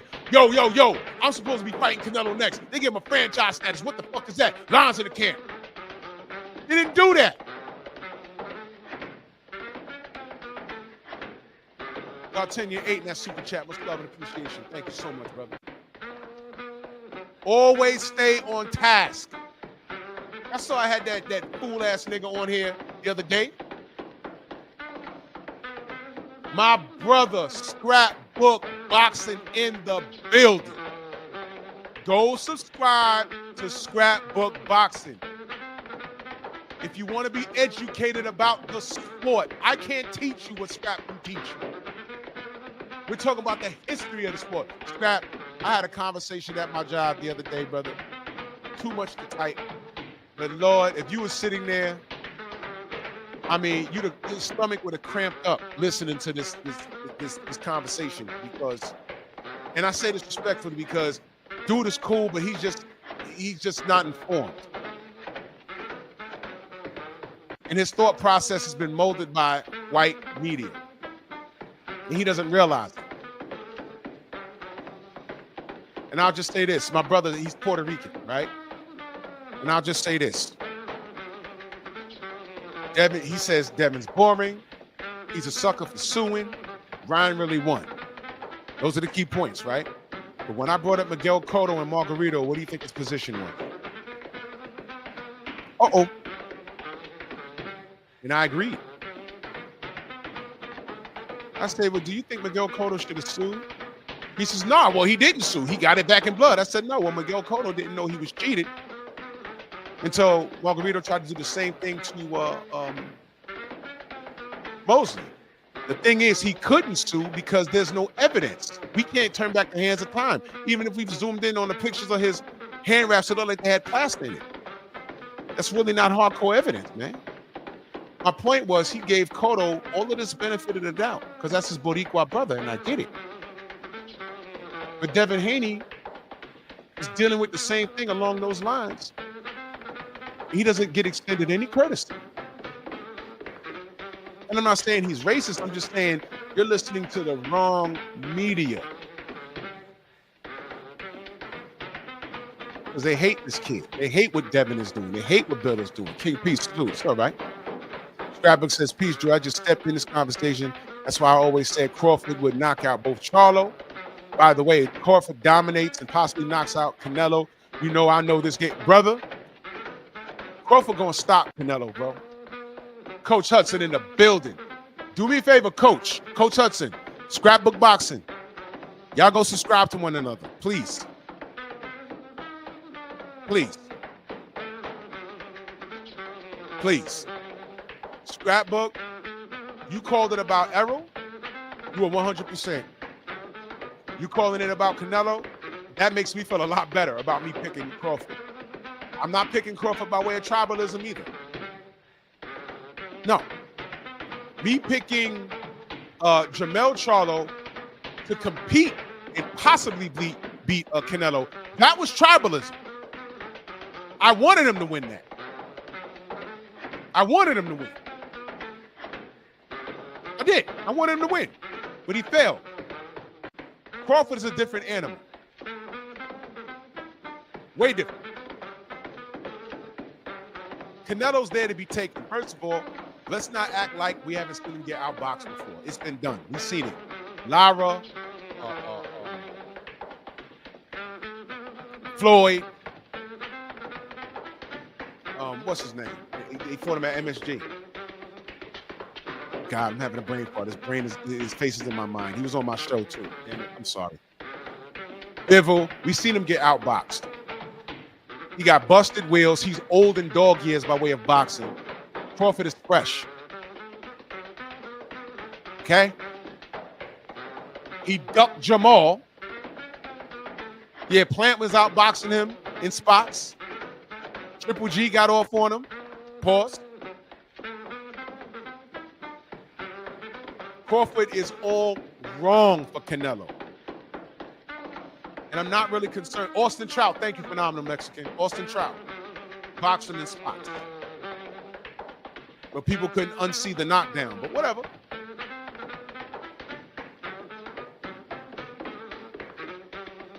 And by the way, after, and this is when I talk about a code, after Bud beat Errol, he jumped up there and looked at Jamel and said, "You next." And at that point, yeah, Mir Khan was busting him up until the inevitable happened. At that point, you know, Charlo is caught on video saying, "We're not even in the same weight class. I'm undisputed at 154." And he was about to fight Canelo. At that point, in my opinion, Jamel was supposed to stop what he was doing and say, "You know what? Forget Canelo, man. He just beat my brother, Errol, in dominating fashion." In my opinion, what he was supposed to do was say, "Forget the Canelo fight.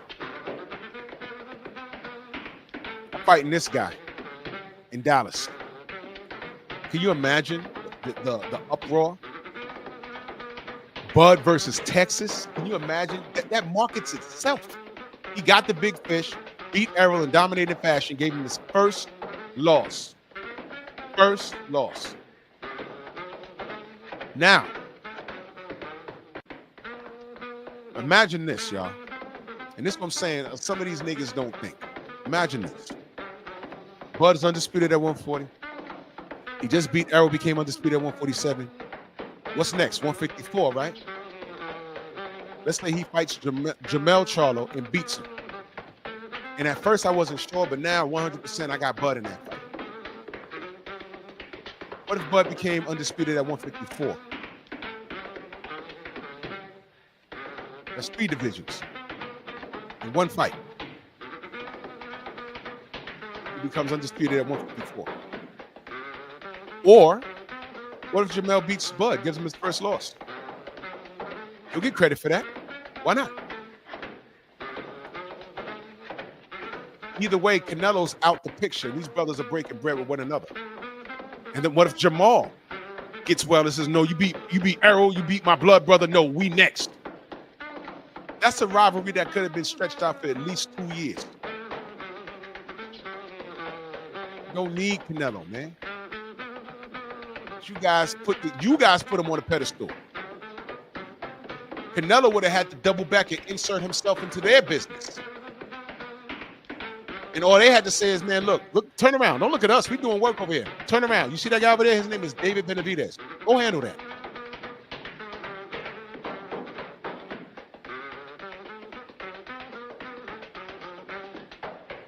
Malik, I've been letting you talk. Do you want my attention? I'm giving both of these dudes attention, Malik. And I'm doing it with purpose. Now, do you want my attention, brother? I'm working here. I've been watching your comments. I just haven't responded to you. Jamal's getting the attention that he wanted.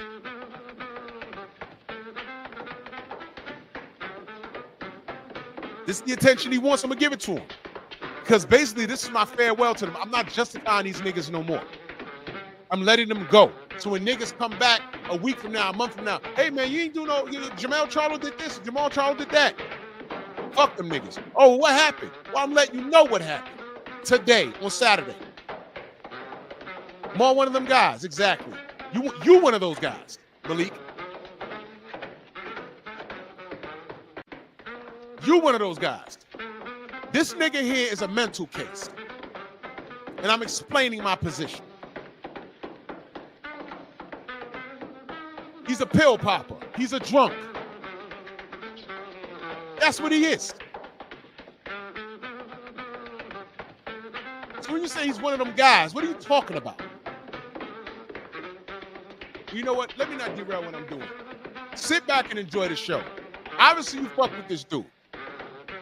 I'm not telling you who to fuck with. I'm telling you my opinion. I don't fuck with this nigga no more. I don't fuck with the Charlos no more. And I'm explaining it.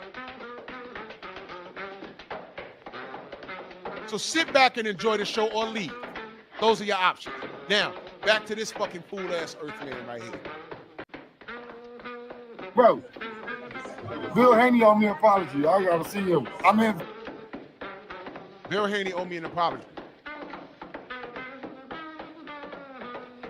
What? You want an apology from Bill? What do you say? You drunk? Drug addict? You a mental case? Where's the lie? Does he not have issues? Does he not have issues? I thought you was better than that, bro.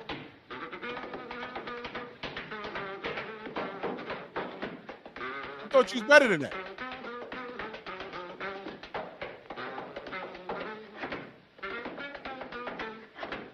Come on. Malik. You from Brooklyn? Yes or no? You from Brooklyn? Yes or no? And you like Maul? He was dead silent when I played the Danny Jacobs situation. He was dead silent. You didn't say Danny Jacobs is one of those, and Danny Jacobs is from Brooklyn. D. Jacobs is from Brooklyn. He was dead silent when I played that video. But Maul's one of them ones? All right, man. Let me get back to what I'm doing. Big Brother Scrap says, Bud Crawford is the master of all four boxing scoring criteria. Canelo has balance, reaction, and foot movement issues. All wrong against Crawford. Very simple, but extremely important. Yes, sir. What is the top 30 greatest boxers of all times? I've seen them all. I believe my brother. Y'all make sure y'all go subscribe to Scrapbook Boxing.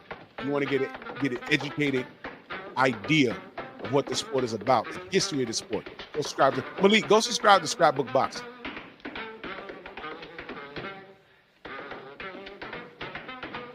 You said you was in and out. How convenient. You don't catch it. All right. Well, you catch the replay. I just played an old video.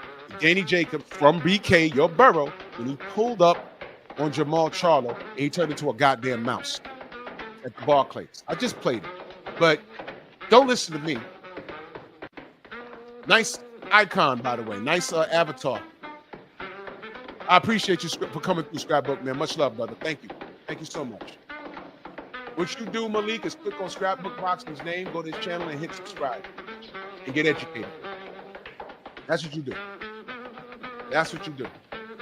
You don't even have to listen to me. All right? And I'm looking at your avatar. That's all I need to know about you, young man. That's all I need to know about you. What you said about Jamal, that's all I need to know about you. I'm looking at your avatar, what you just said about this nigga here. That's all I need to know. By the way, this nigga in your avatar, this nigga threatened his life. In his face. So I don't know how old you are, young man. I'm just gonna call you a young man, because I know you're not my age. All right. Go subscribe to Scrapbook Boxing and get educated on the history of the sport.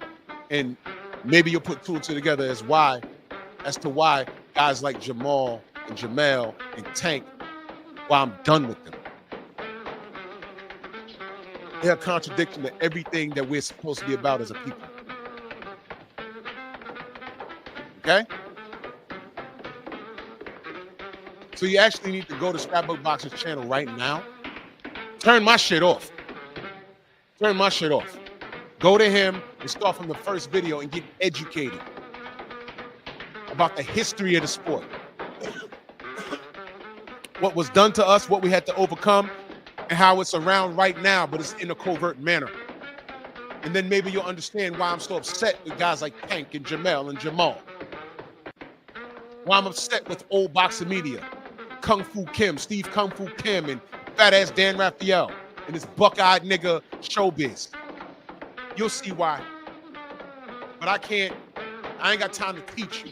You have to want to get educated. My channel is not to be, this ain't a debating place. This ain't I'm a fan of this guy and that's just it. Why you root for Jamal? He's one of them ones. I don't know what that means, man. I don't know what that means. One what? Because I see him one way, you clearly see him another way. This nigga here is crazy. He's crazy. He's not well. He's proving it right here. Toussaint, salute. Exactly, Toussaint. Javin Anderson, these dudes, they cut so many jigs, bro. This live really isn't about boxing, dogs. Let me ask you a question. Let me ask the whole chat a question. At what point did I say that any of the fighters that I spoke of, even Canelo, did you ever hear me say that these guys are trash?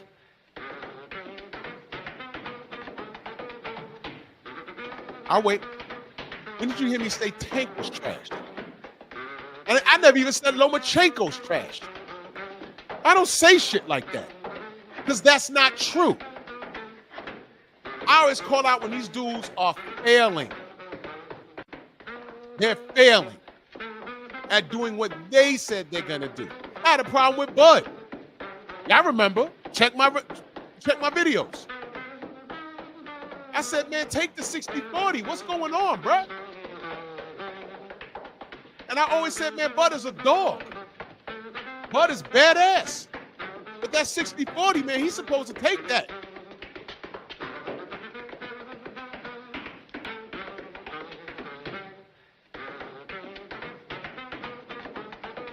El Roby, come back when that fight has an actual date and a location. And we can actually buckle down and talk about the fight. And it's okay, El Roby. It's okay, El Roby, to root for Canelo by way of tribalism. I ain't got no beef with you, bro. I ain't got no beef. That's okay. Just come back here when I'm talking about the intangibles as to why I think Bud wins that fight.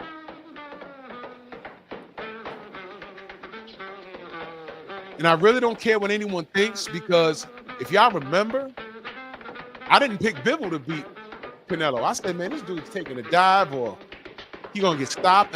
He's selling his belt. I didn't pick him to beat Canelo until we saw him beating on Canelo. I said, what's going on? Oh, shit. He ain't lay down.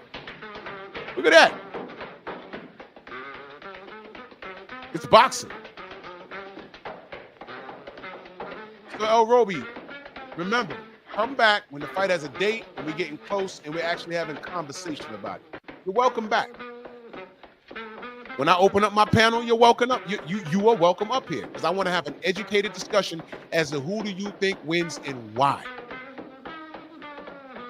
I'm going to explain it. I'm not going to be like, oh, well, Buzz going to win because he's black. No. I'm not going there.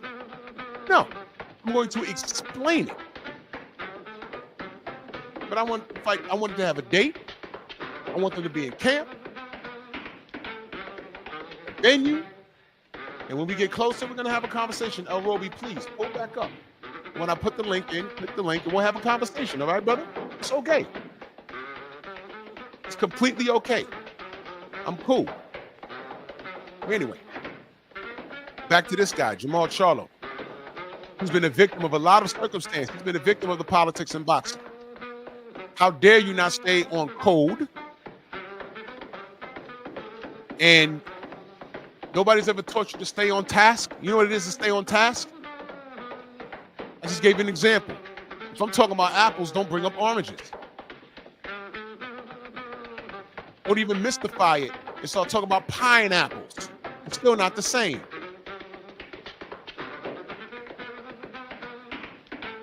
But this is hatred coming out of his mouth.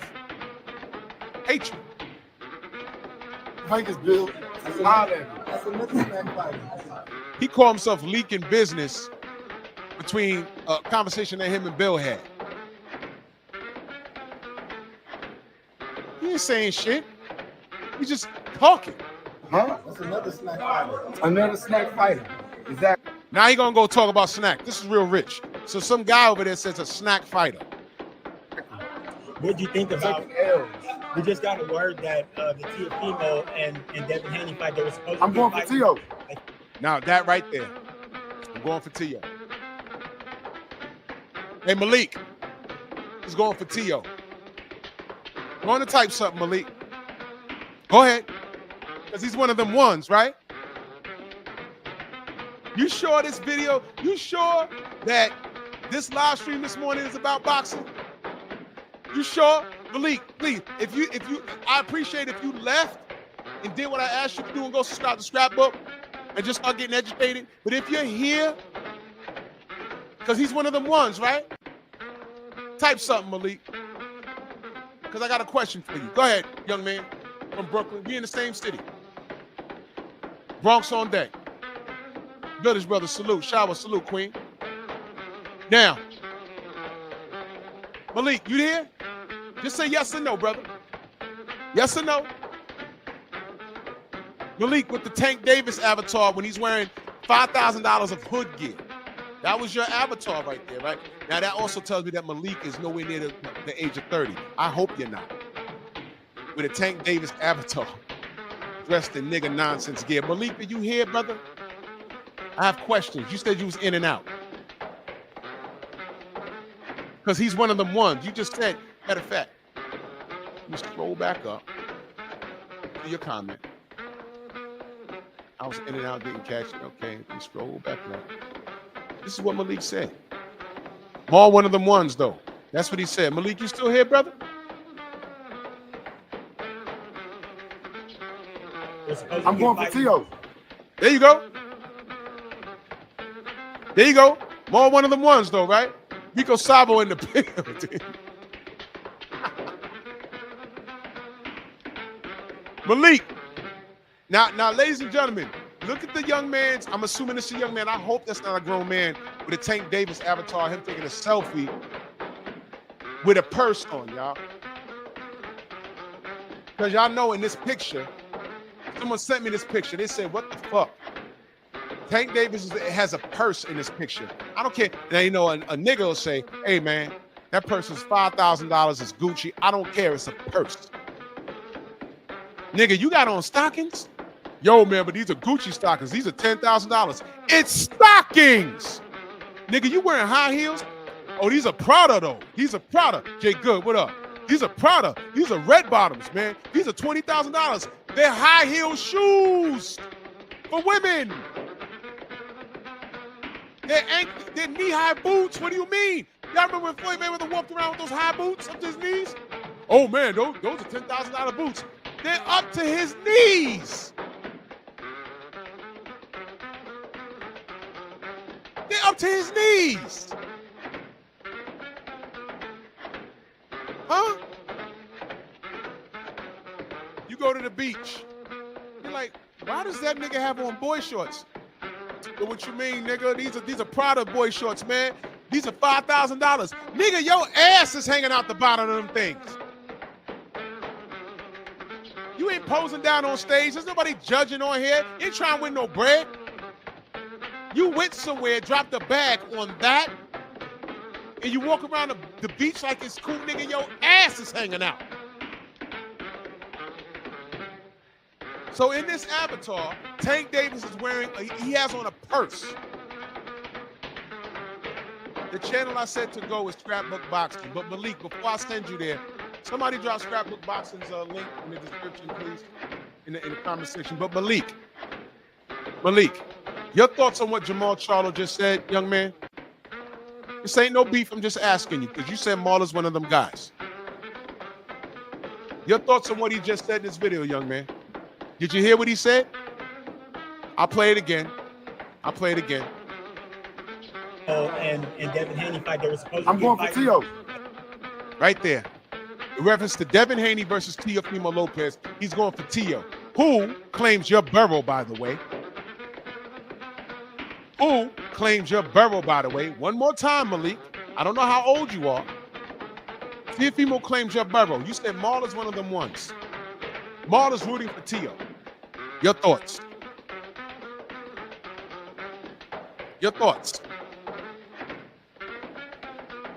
And brother, by the way, the video, the avatar you have, I ain't telling you what to do, but your man has a purse. Okay? And you wonder why us old niggas look at y'all strange. It's the purse, my man.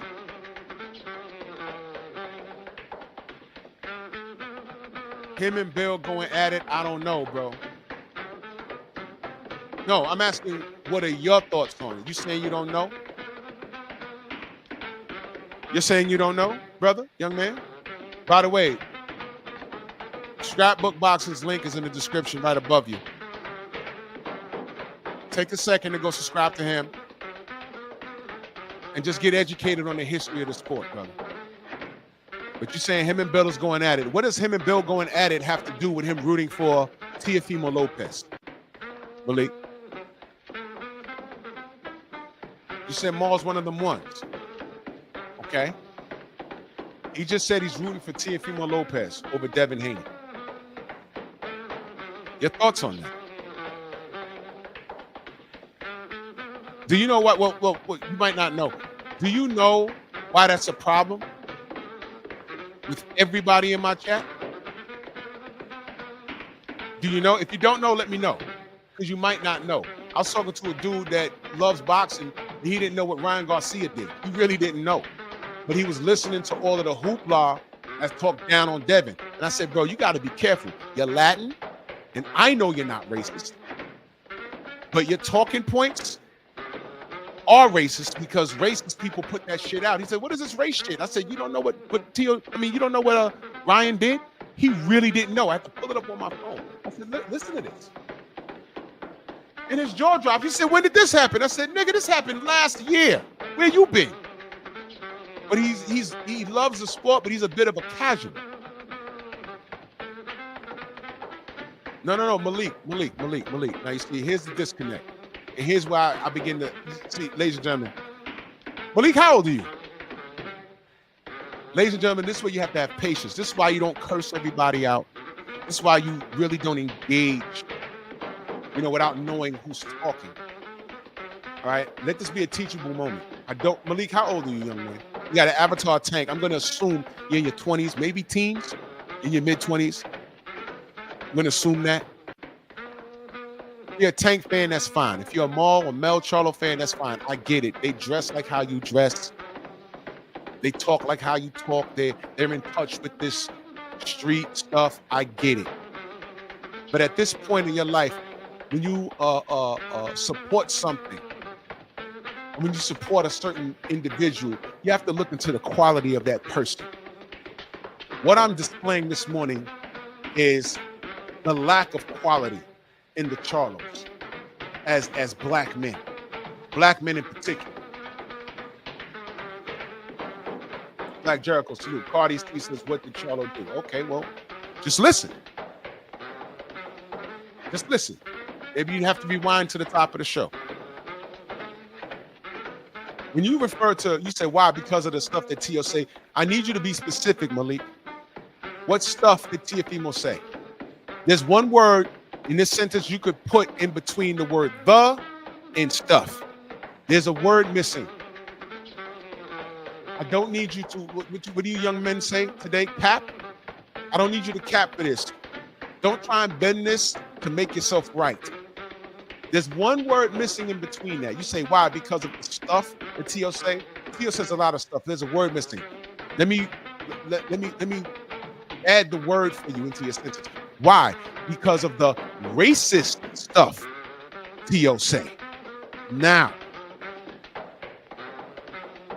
that you know it's racist, you know it's racist stuff, Malik. You know it's racist stuff. Now, since Jamal is one of those ones, you don't see him different now?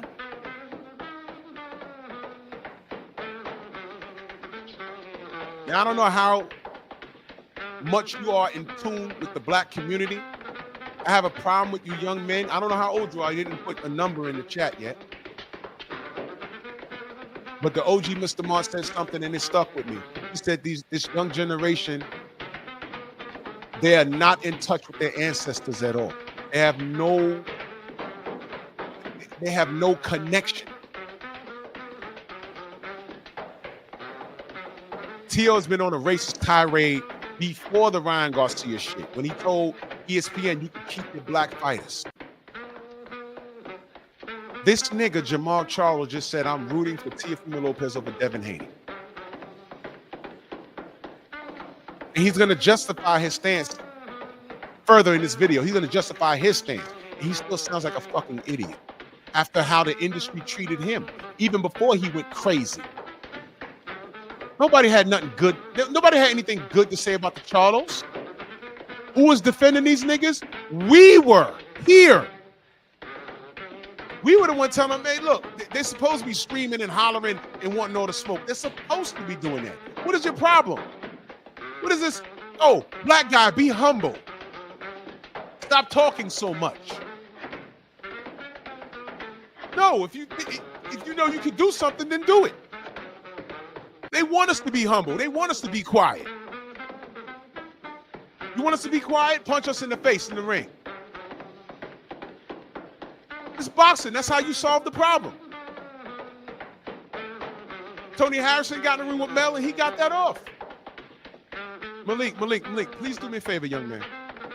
I asked you 2 questions, brother. I asked you, listen, this is called staying on task. Ladies and gentlemen, you see why I do this show? This is the education part. Malik, I'm not talking crazy to you. I'm respecting you as a young adult. I asked you 2 questions. The first question I asked you, young man, is how old are you?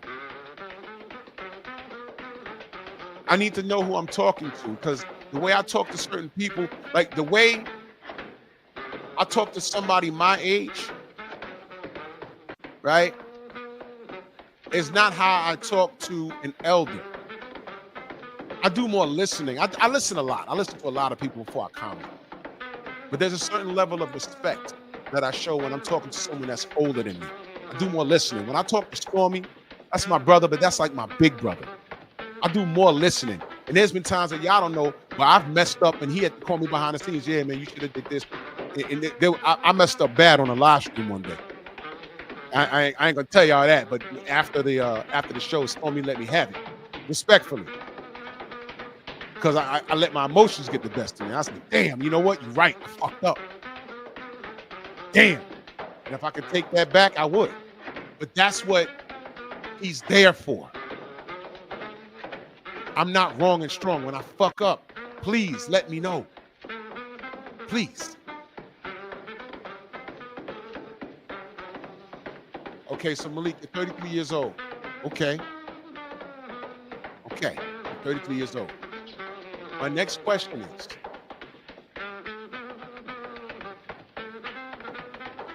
Are you okay with what Jamal Charlo just said? And if you are, it's a two-part question.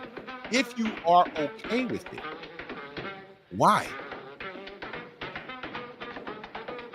At no point am I rooting for Teofimo Lopez. Not only, I would rather Devin not fight Teofimo because that means he's getting paid.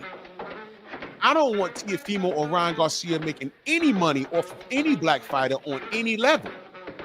I don't care if it's $2. But that's not reality. So they're going to fight. This nigga, Jamal, chose a side. You understand what I'm saying? He chose a side. Are you comfortable with him rooting for Teo after everything Teo has said, all the racist stuff? Are you comfortable with him rooting for Teofimo Lopez after all of that? Because he's mad at Bill. I don't care why he's mad at Bill. I don't care. Don't care. Are you comfortable with that? That's what I asked. Okay, you're not okay with Teofimo's comments. Okay, cool. Okay, cool. All right. So what do you mean that Charlo's one of those ones? Because as of yesterday, I've released him. That demon has been exorcised. Cardi C says, I came to support Charlo, but I can't defend this. Cardi, this is my point. I have defended this dude, and these dudes been fucking up for a minute. Y'all remember that live stream I did? I got shooters. They talking all this tough guy shit, and when Deontay responded to him, his response was, I got shooters. So now it's gunplay? What is that? What's that? Any other time, these dudes is growling at people. Lines in the camp. And I said, man, as long as you put in work, that's cool. But this shit here that he's doing is off code, man. And then you have other ethnicities that come to you and say, oh, man, what's all this code? What's code? What's code? You got house niggas talking about, oh, code. What's code? What's code? Y'all are out of touch. You know what code is? Every time I went to a fight and there's a Puerto Rican fighter, Cotto, Trinidad, Xander Zayas, I don't hear English no more. It's Boricua! Boricua! Mira, Boricua! And I'm fine with that. I'm fine with that. That's code. I get it. But my question is, where do you draw the line? Where do you draw the line? And Malik, I know you talk about boxing. So you asked me if I'm watching the fight tonight. I'm not. I no longer support Jamal Charlo. The only reason why I watched Teofimo Lopez and Ryan Garcia is because A, I was at the fight. I was there. And B, Devin was on the card. That's the only reason why. If it was just Ryan and Teo, I'd have skipped it. I'm like, whatever. I don't support their ass. That's it. That's it. The only reason why I watched it because I was there. I was actually there with DHP. I was there. I was at the after party. Check my channel, Malik, if you found me for the first time. I was there. Matter of fact, I ain't got a lot of y'all. Wait, hold on. Hold on. Let me pull this up.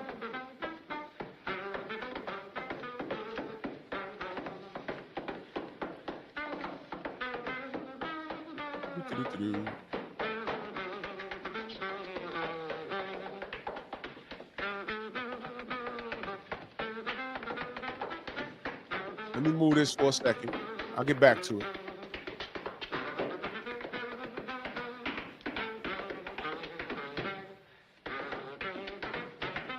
This was at the after party. Trying to play for the Yankees, man. You pitch some shutouts, brother. Come on now. That's what we do. That's what we do. Untouched. It's a shutout. A shutout. It's a shutout, exactly. Yeah. Untouched. That's the only reason why. That's the only way I knew about Ryan and the other asshole, Tiafimo. So yeah, if we talking boxing now, I'm not, you know, I don't fuck with those dudes. If those were the only dudes on the card, if Devin wasn't there, I wouldn't pay that card no mind. But we were there. Me, BFTB, and Sugar Free Mars, she showed up. We were there in love and solidarity and support, man.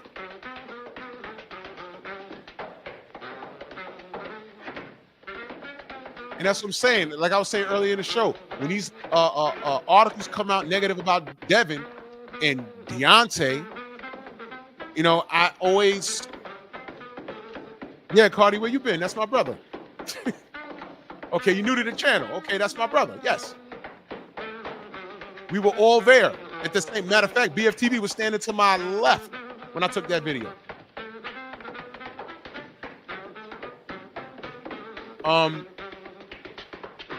These people that write these news articles, trust me, about them, about Devin and Bill and Deontay, they don't know what we know.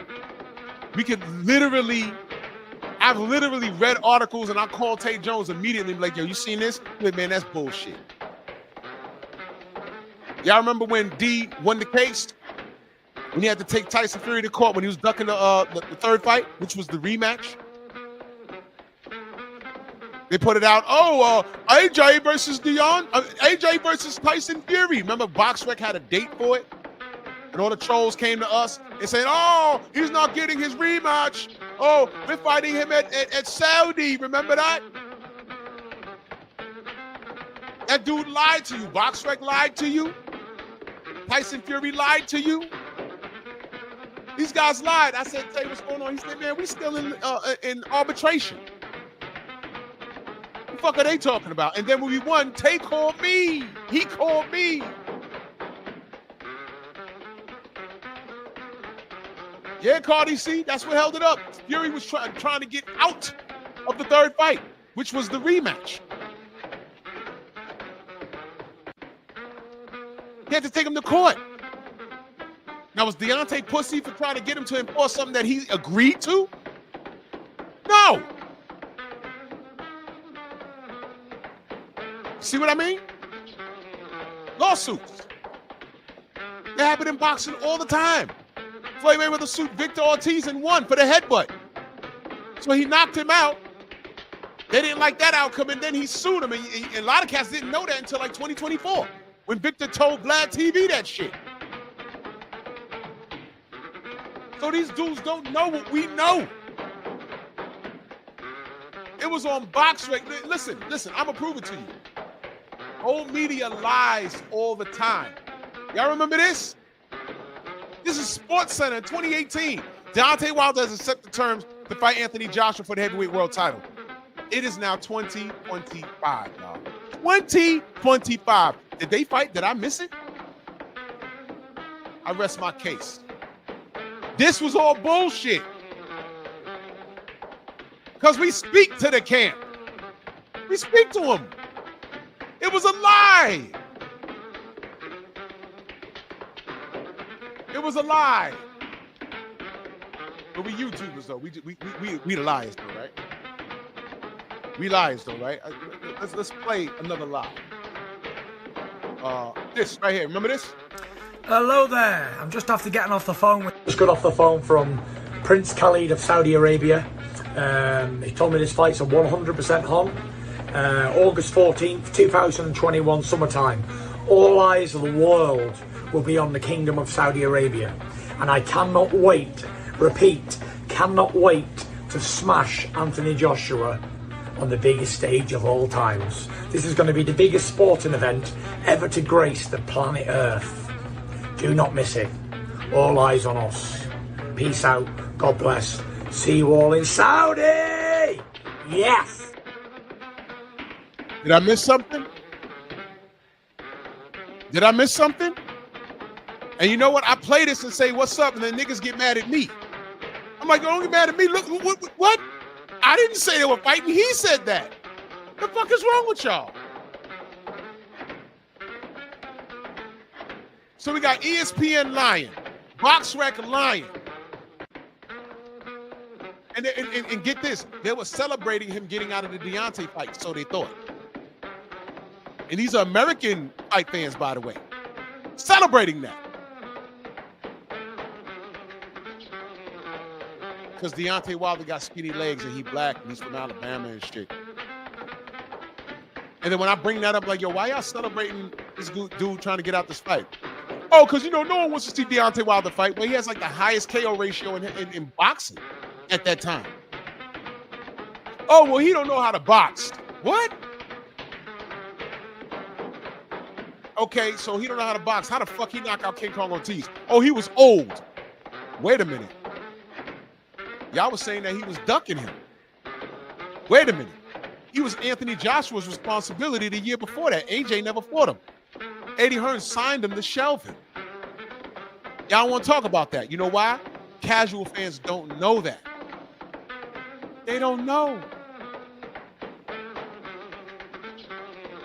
Oh, Cardi C, green gloves. You must be talking about these gloves. Those gloves? Yep. Those gloves? Yep. Those gloves. Those gloves that are in Sugar Hill's house. When I told Mauricio Suleiman, hey man, the gloves are in Sugar Hill's house. I told him that. You should go check those gloves. He never did it. I told him that on video. Y'all all saw it. I told him that.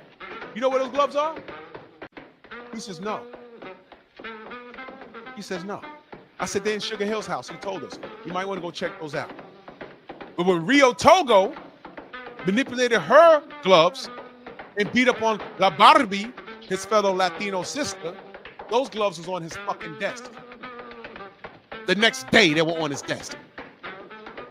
Because Rio Togo cheated him. So we're saying, hey, man, Deontay Wilder, your WBC champion, was cheated. He didn't even give a fuck. He told us we had just ruining a historical night in sports. That's what he told us. See what I mean? There's no racial. Oh, yeah, Carter C. Brothers. See, you didn't know that. King Kong Ortiz was over there at Matchroom.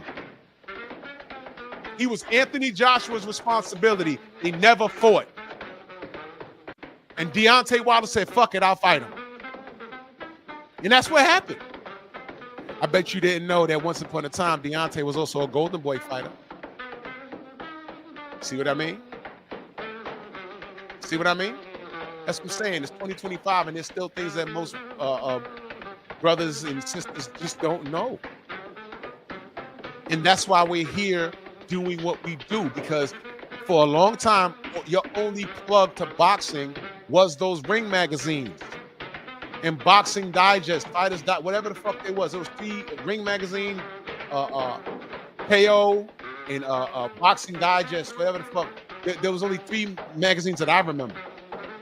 And now you don't know who was lying to you, because these guys, they call themselves journalists. They're in violation of their oath. Yeah, Tay, the $50 million. I got all of this shit.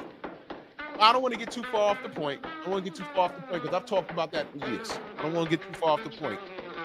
Jamal Charlo is playing right into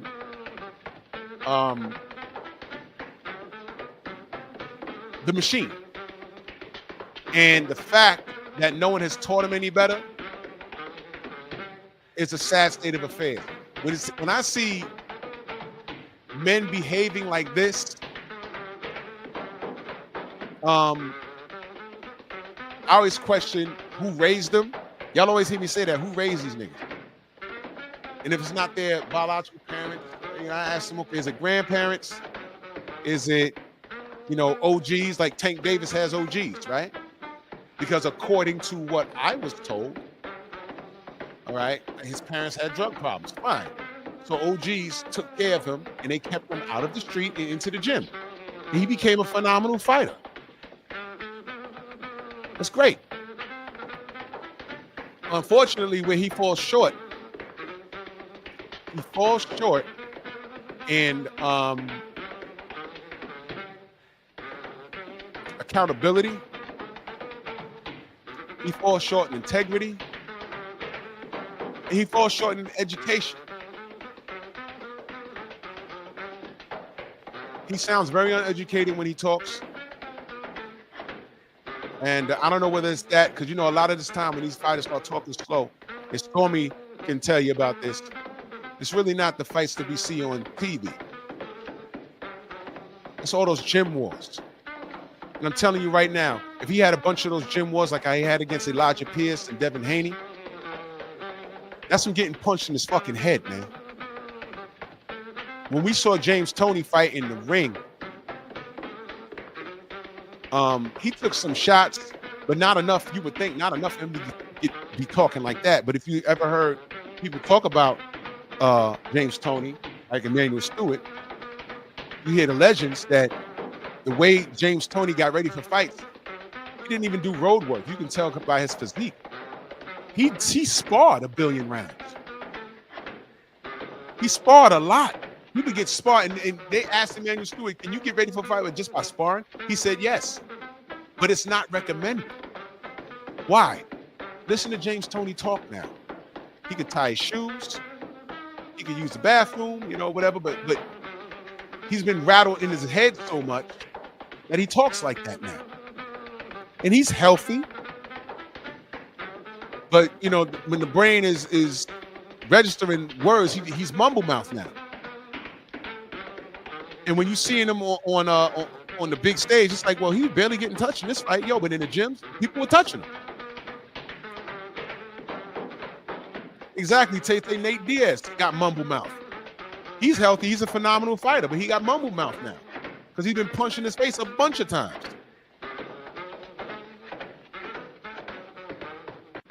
This is an unforgiving sport, man. That's why that's why if they choose to do this, fine. But at least have a clean sport, man. That's why I'm so I'm so frustrated with cheating in boxing. That's why I'm so frustrated. So when I hear niggas tell me, oh, it was only a billionth of a gram with Ryan Garcia. No, that's the amount that they caught. The billionth was what they caught. There was more in there, and that helped them train a certain way. And that's all they caught. There was nandrolone in there too, but it was kind of like on the fence because we produced nandrolone. But he was on other shit. You know what that's like? Y'all all watch Scooby-Doo at some point growing up. What do the villains when they get caught always say? And I would have gotten away with it if it wasn't for you meddling kids. Y'all remember that? And I would have gotten away with it if it wasn't for you kids. When criminals get caught, why do you think they bring in detectives? Because they are trained to see certain shit that the average person don't see. Oh yeah, okay, we got a fingerprint over here. That's from nobody in this bank. Oh, wait, there's a hair? Give me that hair, collect that hair. Oh, this DNA matches somebody that we locked up 5 years ago for the same shit. Where was he? Go pick him up. What's he doing in New York? And he lives in Delaware. Can you get proof that you wasn't around here? Oh, you wasn't? Oh, you was here? Oh, okay, nope, you're arrested. This was you. And they would have gotten away with it if they didn't find that one little hair follow. They didn't find that fingerprint. That one little fabulous fuck up. Ryan Garcia would have gotten away with it if they didn't find that bit. Oh, wait, we got something. What? We got Ostarine. Okay, what's that? Well, it's not supposed to be in your blood system. What does it do? It don't matter. It's in his system. It's a pet. It helps your performance. And what put me over was, okay, everyone starts saying, I don't know why a fighter would put Ostarine in this system. And it was only a billionth of a gram. Okay, he almost pissed it out. And it's a performance enhancement drug. And if you want to deal with what's in black and white is it's not supposed to be there. U.S. State Athletic Commission says no level is supposed to be in your system. Y'all remember when he tried to get the fight moved to Vegas? Why? because they have allowable levels of ostarine. Y'all don't remember that? Did the media tell you that? No, I showed you. Rachel Donaire showed you. 78 showed you. BFTB showed you. I showed you. He tried to get it moved to Vegas. I said, why specifically in Vegas? They don't want to go to California. What's the problem with him being in New York? Now we found out.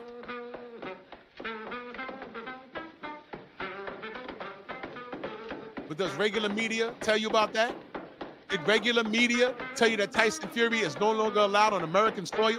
ESPN has not said that not one time. Heavyweight champion of the world before he fought Usyk. He's banned, and he had a house in Vegas somewhere, from what I understand. He's banned from our country. ESPN has never said anything, man.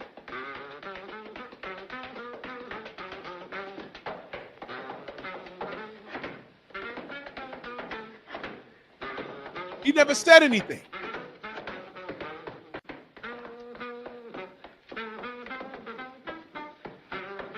ESPN never said anything. He's banned, and they're not talking about it.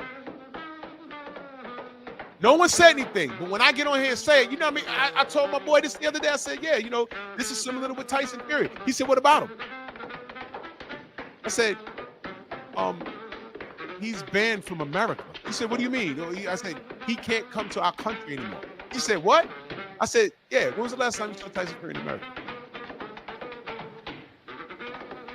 Last time you saw him here was Wilder Fury 3.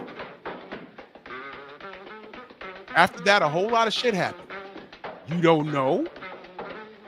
You know why? His only plug to boxing is these stupid ass, like these dudes from boxing scene who hire these freelance writers who write their opinion. So I don't trust them. And again, they're talking about people that we have access to. For those that don't know, pretty much, I'm just going to give you the short version. He's good friends with Daniel Kinahan, who's an Irish drug lord, human trafficking, drugs, and guns. He had a company called MTK Global, got in the business of boxing, was stealing fighters from Barry McGuigan, right? Long story short, he was in business with people in Dubai. Bob Arum went over there to do business with him because he had a bag, right? Bob Arum went over there. Mauricio Silliman went over there. Bud Crawford went over there, talked to him about business because he was looking for a deal after he left Top Rank. And Mauricio Silliman, we found out this guy was a goddamn drug lord. And I got on my channel and I said, yo, look, Bud, don't go over there. Get out of there. Remember that picture I got? Bud, with Tyson Fury? I'm like, brother, get the fuck out of there. That video where he's in the beach talking about, where you at, Errol? He was in Dubai, exploring his options. And I'm like, I don't give a fuck what you exploring. Don't do that. Well, when it was brought to his attention about who that guy was, Mauricio Silliman, well, Bud just vanished. She just said, I ain't fucking with him. I'm out of here. All right? Mauricio Silliman said, I'm not Interpol, and I'm not the police. I'm judging Daniel Kinahan based off of what he does for boxing. Literally next week, literally about 6 days later, America put a $5 million bounty on his head for all of this shit that I'm talking about now. And what is Mauricio Silliman's response? Oops, I made a mistake. Motherfucker, we told you. Matter of fact, you don't know. It's impossible for you not to know what we know. It's impossible, bro. You took your monkey ass down there and tried to get some bread. You backed all the way off and said, I'm gonna help out the police, man. Now you're gonna turn snitch. Cool. That's what you need to be, a snitch. You shouldn't have been working with him any goddamn way. Bob Arum, I'm gonna cooperate with the government. He's had enough trouble with the legal system in his past. Let me tell you about that. Well, I ain't got to tell you about that. Just do your research. And this is what Deontay Wilder was up against. So when we say he got cheated and how did they get poisoned water in the locker room and the gloves and everything, it was an organized effort. It wasn't only Tyson Fury fighting there. Deontay was fighting Fury. He's fighting the refs. He was fighting his own. He was fighting fucking Mark Breland. He was fighting the whole system. Mark Breland in the second fight, and in the third fight, he's fighting the refs with long counts there too. They allowed Tyson Fury to lead the country during COVID. He said he had COVID, and people was in his camp that we spoke to. Jared Anderson didn't have COVID. Joseph Parker went to a UFC event that weekend. He was like, COVID? Nobody knew about it, but he got his ass on that plane to avoid that VITA testing. See what I mean? Oh, I don't know, Cardi says, what's the point of ESPN if they're not being real? Exactly, brother. And that's why we are here doing what we do. And when we say what's real, but it's not therapeutic for the people that we hold accountable, they get mad at us. You're not real journalists. No, I'm not. I'm not. I'm not on anyone's payroll either, which is why I can get on here and say whatever the fuck I want to say. As long as it's truthful and it's honest. I'm not on anyone's payroll. In what universe is Showbiz sitting next to Teofimo Lopez and he's not asking him those hard questions? Oh, he didn't say nigga, he said liquor. Stole it. So that's what he said? Let's pull up that video. I have it. Grab it handy.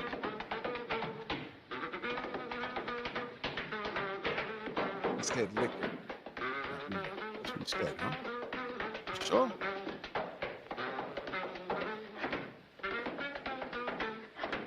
Let me get it. Give me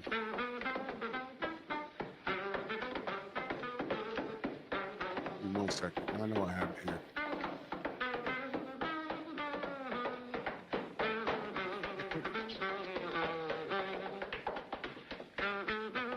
Damn it. Wait a minute.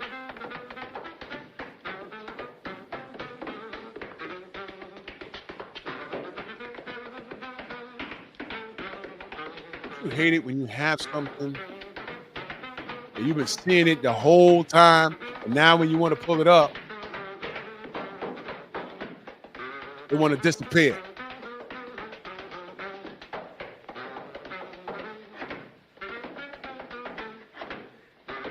Yeah, I know I have it.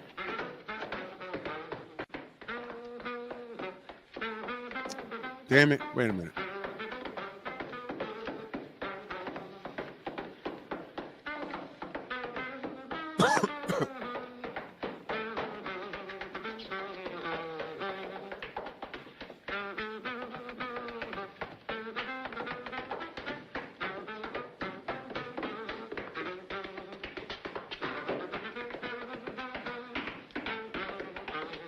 I really can't find it.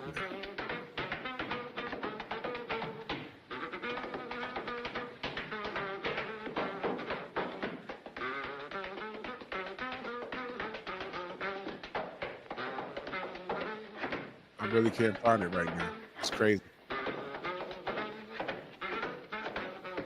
All right. I ain't gonna make myself crazy. Nope.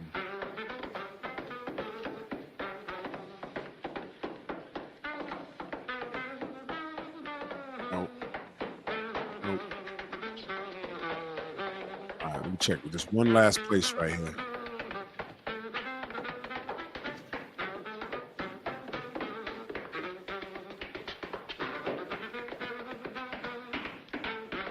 Probably looking right past it too.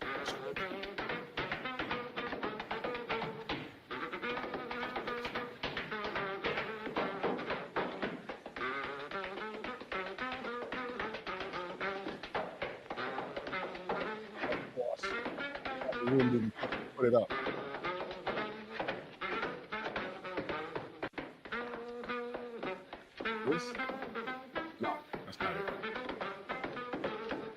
wait. Maybe.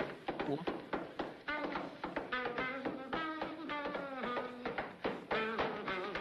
Should be it. Damn. I ain't got enough room. Well, fuck it. I don't care. It's irrelevant.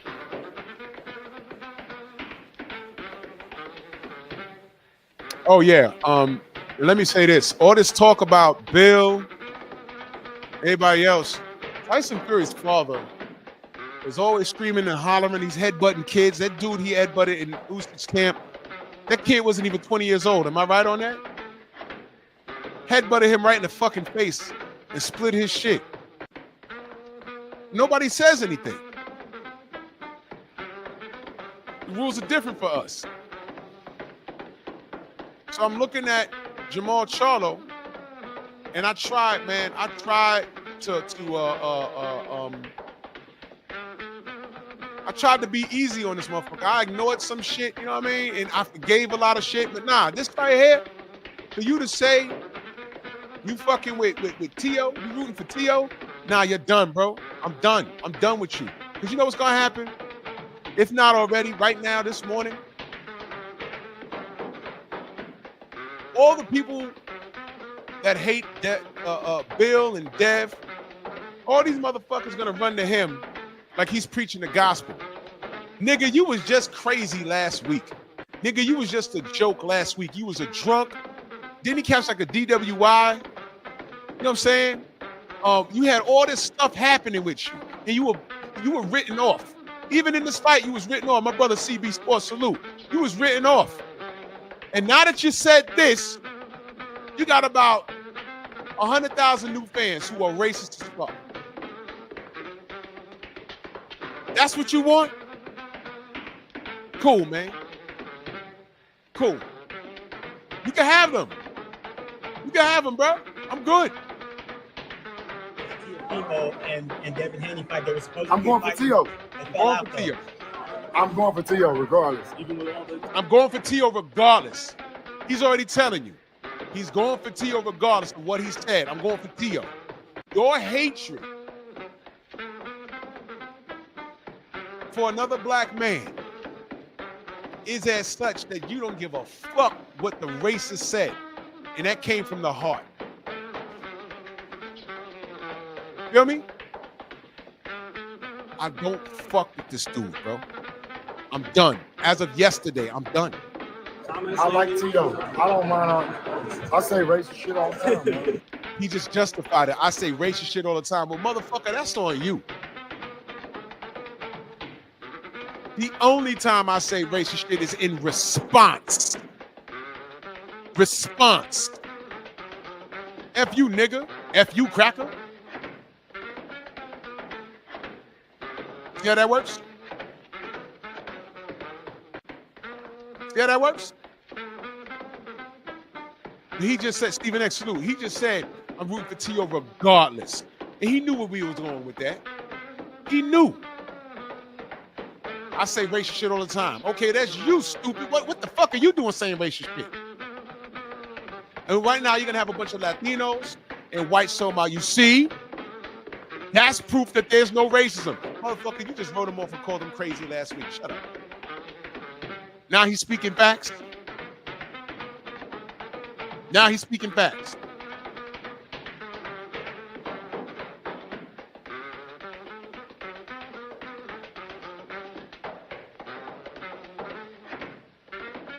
Fucking ponder this.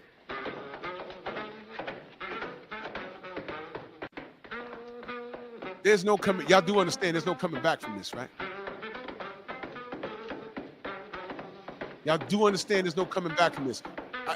You rooting for him regardless?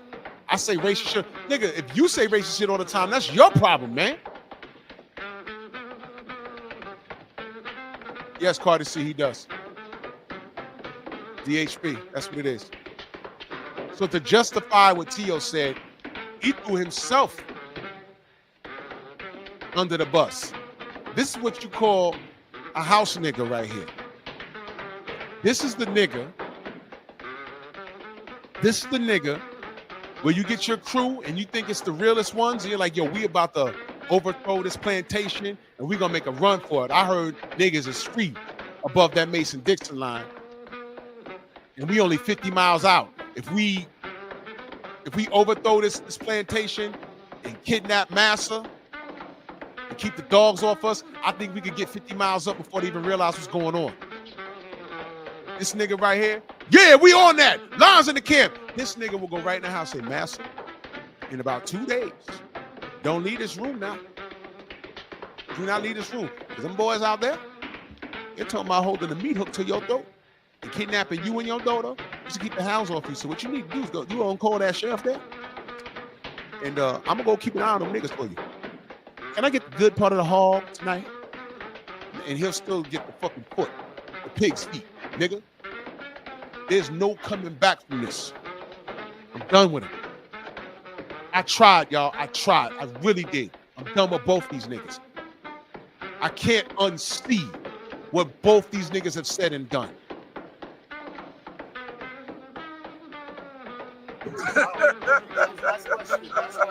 I don't mean it. I ain't racist, guys. We all say the shit.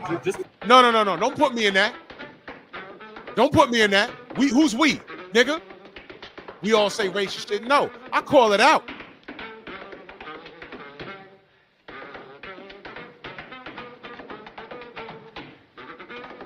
We all say racist shit. Man, shut up, dude. And what's bad is, for 3 years, everybody knew he was crazy. Now that he said this, he's becoming the poster boy of what black people say and do. I'm telling you. And this is another thing we're going to have to defend against. To me, it's not that hard. Hey, man, Jamal Charlo said, Jamal Charlo, who was just crazy and breaking down the crown in interviews, that guy that y'all wrote off, that guy y'all just saying he's holding the WBC belt hostage, you need to give it up, that guy that y'all had all this bitching and moaning to do, that guy who got duped out of a Canelo Alvarez date 6 years ago, that guy, now y'all holding him to a high standard, that guy, go away. Go away. There's no coming back from this. You white? Yeah, I am. So what? That don't mean I'm racist. No. I know my colors. I know my colors. What color is the sky? It's periwinkle. Well, you're not wrong. Just say blue, stupid. Nah, nobody heard from me. He's somewhere on the farm somewhere. They asked about Errol. Nobody heard from him. He's somewhere on the farm. You know what? Get Jamal Charlo, get Jamel Charlo the fuck up out of here. I'm done with these niggas. I don't care what they do. All right. Jamel, you dropped the ball. You supposed to say, fuck this Canelo Alvarez payday. Man, you got paid less up front. Listen to what I'm saying. You got paid less up front than KK Kovalev. And Kovalev beat a white woman. Let me give you Kovalev's rap sheet. He beat a white woman, left the scene, and came back to the scene. The police found him hiding in the bushes. And when they patted him down, he had a whopping load of money in his face. In his pocket. I don't remember how much it was, but it was a substantial amount, and they suspect that he was going to pay that woman off to not tell on him. That wasn't his first arrest. He was also arrested in a DUI. Okay, he was also arrested for some shit he did on an airplane. My thing is, he got hit with felonies, right? Or whether it was a felony or misdemeanors. Here's my thing. You can't find his mugshot anywhere on the internet. You can't. You can find Errol Spence. You can find Shakur. You can find Floyd. You can't even find Oscar De La Hoya's mugshot. You can't find Ryan Garcia's mugshot. Exactly, Shogun. You remember that? It's me, Saturday, in the bushes. It's me, Saturday. Shout out to Black Fight Fan and his sister Cece. But motherfuckers want to act like I don't know what I'm talking about when I say, there's a racial aspect behind this. All of a sudden, I don't know what I'm talking about. All of a sudden, I'm ODing. All of a sudden, it's not like that. Oh, it's just boxing to me. No, I am not watching this nigga's fight tonight. I'll hear about it because everyone else gonna talk about it. I'm not even gonna go on a limb and say I hope he loses. I don't care. Whatever happens, happens. I'm detached. If he does lose, If he does lose, that's going to be something to talk about. I will double back. I will watch the fight and see what happened, and I'll talk about that. I will talk about him in failure because he's a failure in life. Fuck this nigga. We don't need niggas like this in the fucking ranks. Nah, get out of here. If he wins, I'm not talking about it. I don't care. I don't care about this nigga. I really don't.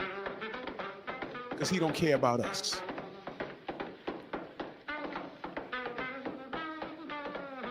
There's few niggas on this planet. Some are walking around right now. A couple of them are dead. That I literally say, you know what? If I turned on the news one day and he was mutilated by the Klan, he deserved it. For me to feel like that towards you, you had to have done something crazy. And there's only a handful of niggas I feel like that about. Now, I'm not going to go that far with the Charlos, but what I will say is, I understand you enough now to leave you the fuck alone. And unless these niggas are fighting a fighter that I support, and unless they lose a fight, listen to what I'm saying, unless they're fighting a fighter that I support, or unless they lose a fight, there will be no mention of these two niggers on my channel ever again. They could go undefeated and become undisputed. I'm not talking about them. I will talk about something else because I don't support these niggas. I'm done. I'm done. Every time these motherfuckers do something crazy, but they don't know, and they know, they don't care. These motherfuckers, these racists run to our comment section. Y'all remember the Adrian Broner when he was out and about? Y'all remember that? Every time he did something crazy, they ran to 78. I wasn't doing content at the time. They went to his chat. They went to Black Fight Fans chat. They went to Blue Bloods chat. Oh, what do you got to say about this? Okay, he did something crazy, but we know why you're saying that, because for the time being, whoever he was fighting couldn't beat him in the ring, and that drove you crazy. But he's doing something stupid in the street. You want to talk? That's all you can talk about.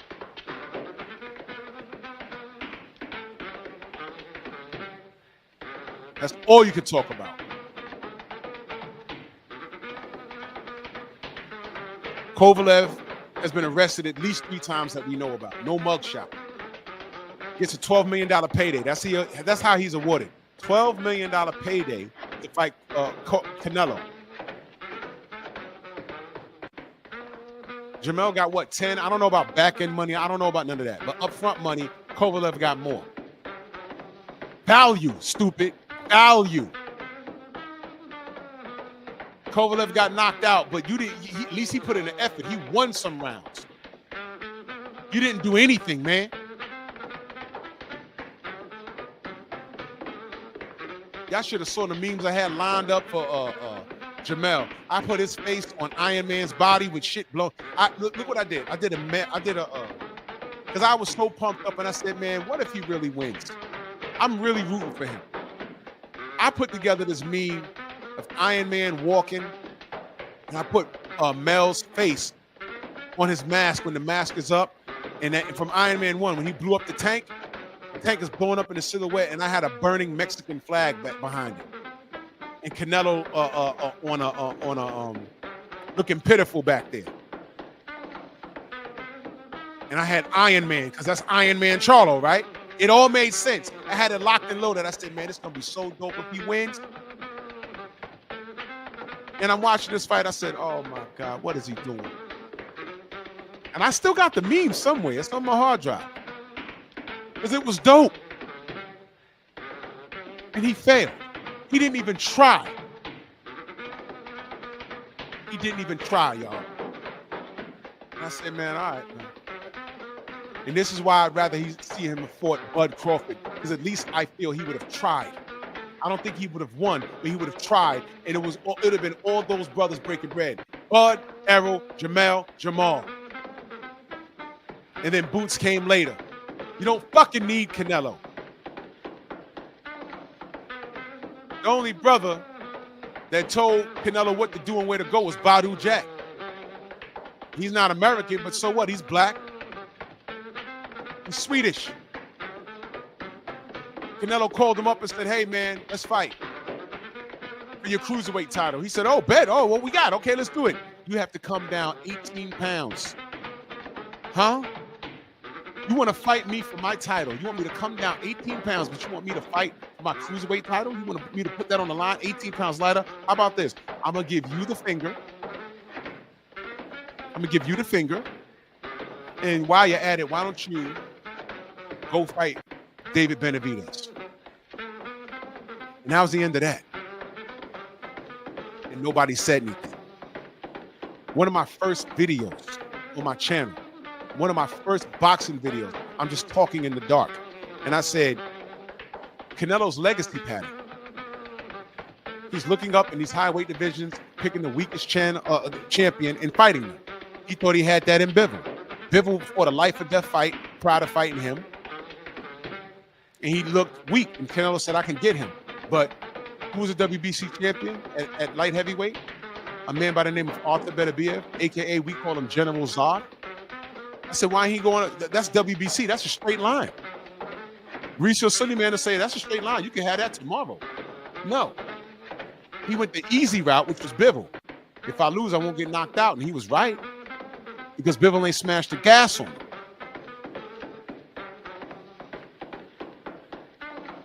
But Beterbiev would have killed him. Beterbiev would have killed Canelo. Bivol just outboxed him. Beterbiev would have killed him. And he knew that. Because he was supposed to take that fight. He went for what he thought was the path of least resistance. And he fooled himself. And then after saying, oh, I'm not fighting Triple G again, it's out my system, he loses the Bivol, goes right back down to 68. What does he do? Fight Triple G, who was a career 160. But did I lie just now? But a Canelo fan will come right in here and say I'm a hater. No, I'm telling you what he did and why it's a problem.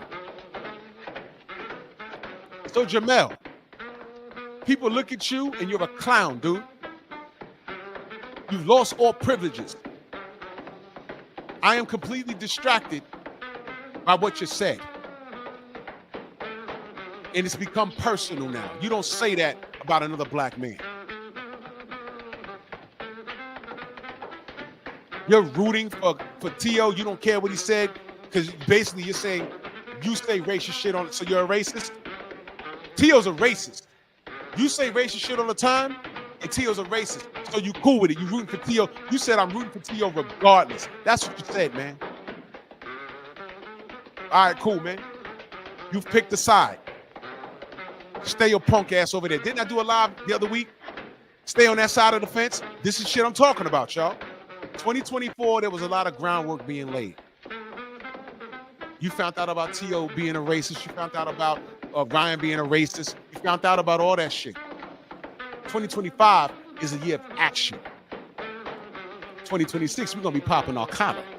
Talking about I told you so. All I'm saying, Jamal, all you Jamal, unconditional Jamal Charlo fans, if you're related to him or you in his camp, you have no choice in your mind. You do have a choice, but y'all go ahead and ride with this dude. To me, he has to go unblemished. Him and his brother got to go unblemished for the rest of their career. Because I'm not going to talk about them when they're winning. Fuck them. I'm going to talk about them when they're losing.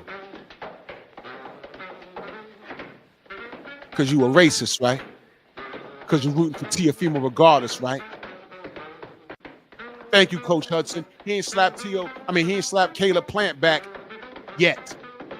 In fact, he was quite respectful when they asked him about Caleb. Yo, I got to get my lick back. Man, that dude slapped the fuck out you in Vegas. I was there. I didn't see it until I saw the video, but I was there in the vicinity.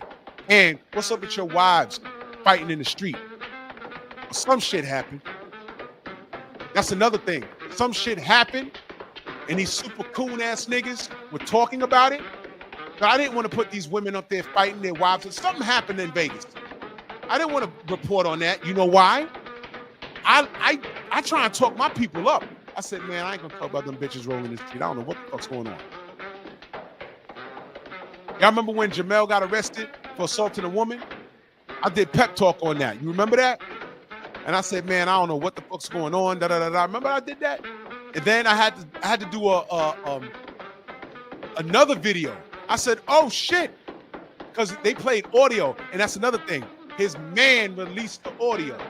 His boy was recording him, and you hear Jamel saying, "Yeah, you know, you think you a man, so I treated you like a man." I said, "Damn." He punched Shorty in the face. It turns out it was his lady's, because I don't know if he's married, his baby mama friend. And I said, damn, there's no defending that. And I talked about him. I said, man, you can't be going around hitting on women, whatever live I did. I said, you know, look, I can't talk that up. He's beating a woman. Well, surprise, surprise. You know what that friend was? Turns out that friend was a transformer.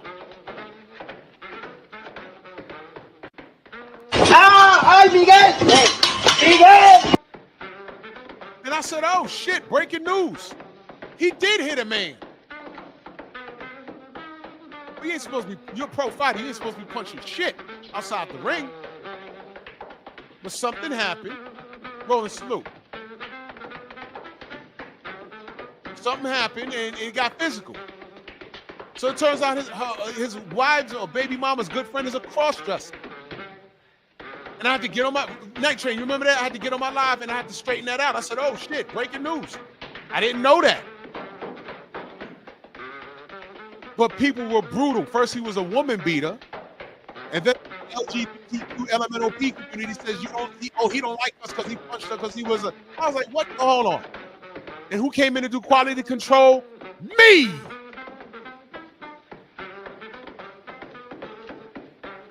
Not anymore.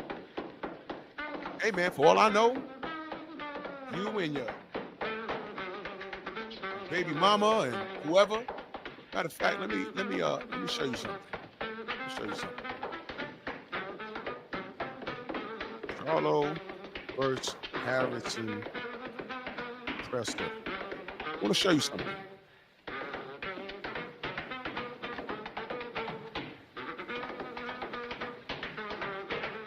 This was the first one. I don't even know where to start. Hold on. This guy right here, Redeem. I'm gonna show you something. I sure do. I'm gonna show you something. He's not the only one that can be smart. Like y'all listen to this cornball. This nigga's a cornball. And all the people. Hey bro, listen, man. Listen, man. Tony Harrison got him in the first fight. Second fight, Mel stopped him. Hey, Jones in the building, my brother, salute. But look, man.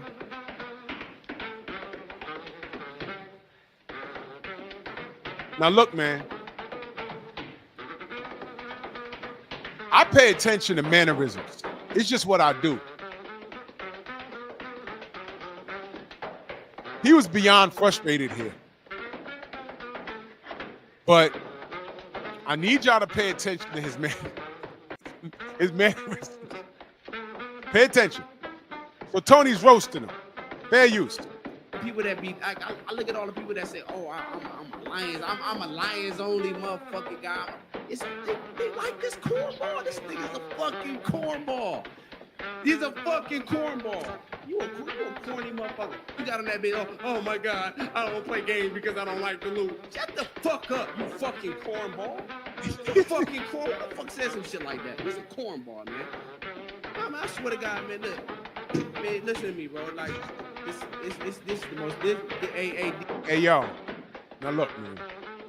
Now look. Listen to me.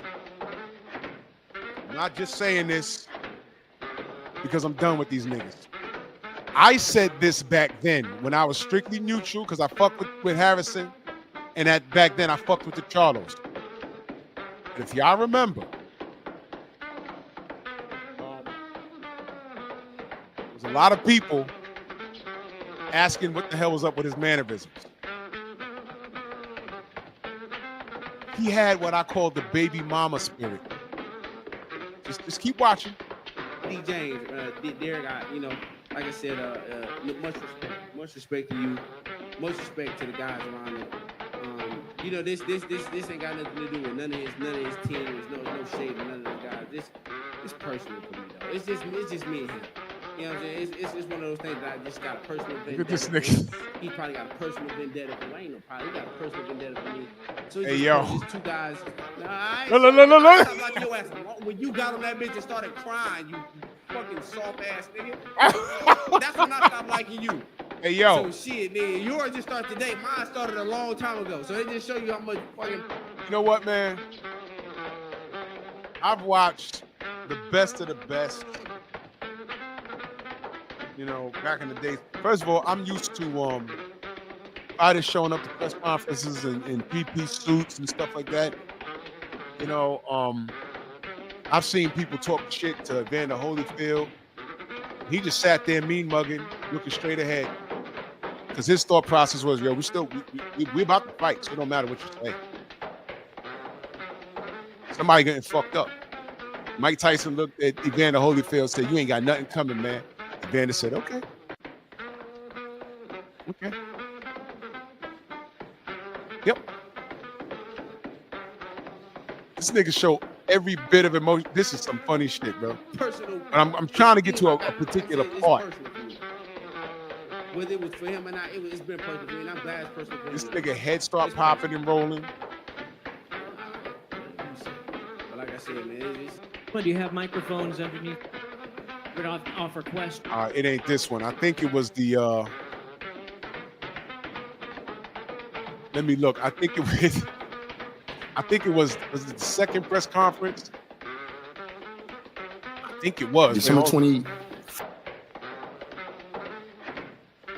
Let me see. It was all bad.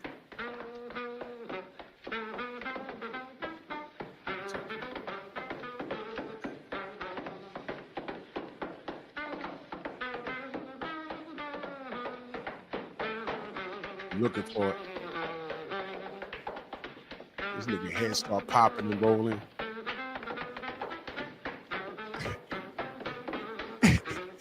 Shit was bad.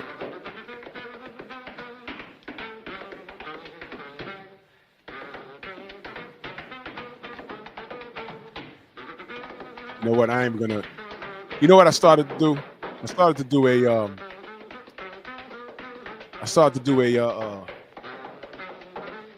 It was gonna be a troll video of their most moist moments. Cause they got a few. They got a few moist moments. But you know what? I ain't even gonna go that far.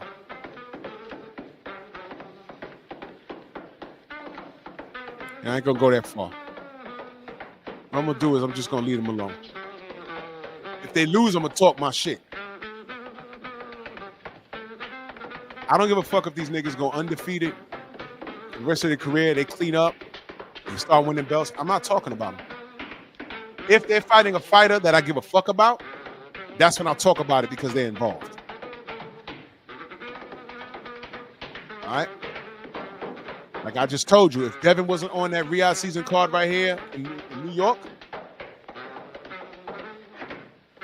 I wouldn't have watched it. I don't care about Ryan. I don't care about Tio. Steve, just check your ID. Hold on 1 second. Check it.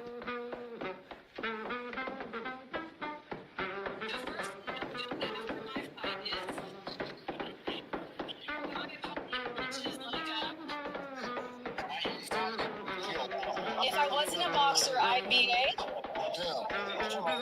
fight night food I wish I could eat. If I land a KO, I'll celebrate by. Oh, Caleb plants beer gives him what powers? Oh, you fucking homo, bro. So you can smile and laugh and joke about Caleb playing slapping the fuck out you. But you got all that shit to say about that, man. Yo, fuck this nigga, man. I swear to God, man. I swear to God. He laughed when he said it, y'all. Oh my God, bro. Let me run that back. Come on. Caleb plants beard gives him what powers? Oh my God, bro. Oh my God. Oh my God. Philip D, what up? Joe Townsend, salute. Y'all heard it. But it's fuck Devin and fuck Bill, and I'm rooting for T.O. But Caleb Plant's beard does what? Gives him what superpowers? I don't know, but he slapped the shit out of me and laughed when he said it. Laughed when he said it. Exactly, said.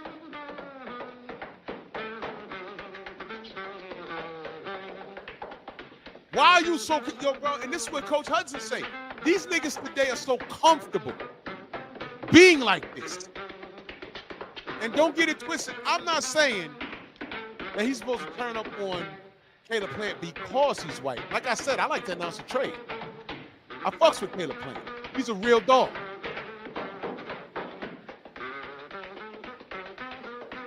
But why the fuck are you so comfortable with that? And you flipping on Bill and Devin and acting like you don't know what's at stake here. You don't know what's going on with them and what they had to deal with. I'm done with these two niggas. It's 2 for 1. Are these niggas not in the Monkey video? You tell me. What do you see these niggas doing in the Monkey video?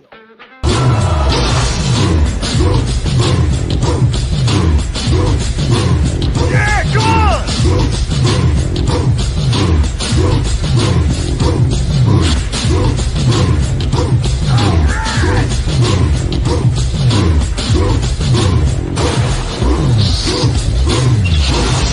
Yeah, man, come on!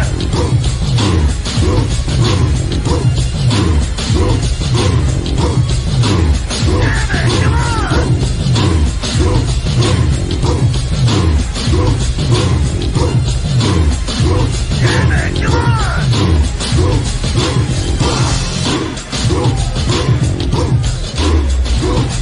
Yeah, man, come on!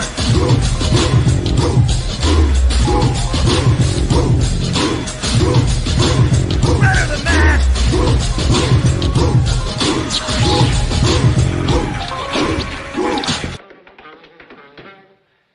Them niggas walked in at that fight and they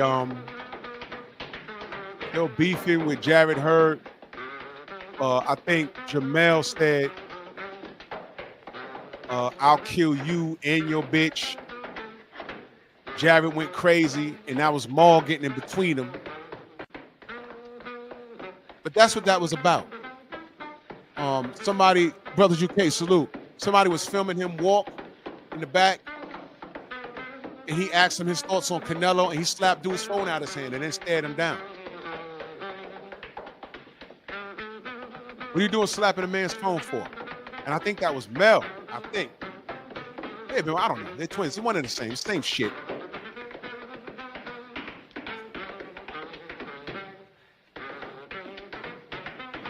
Yeah, Delano, I don't give a fuck.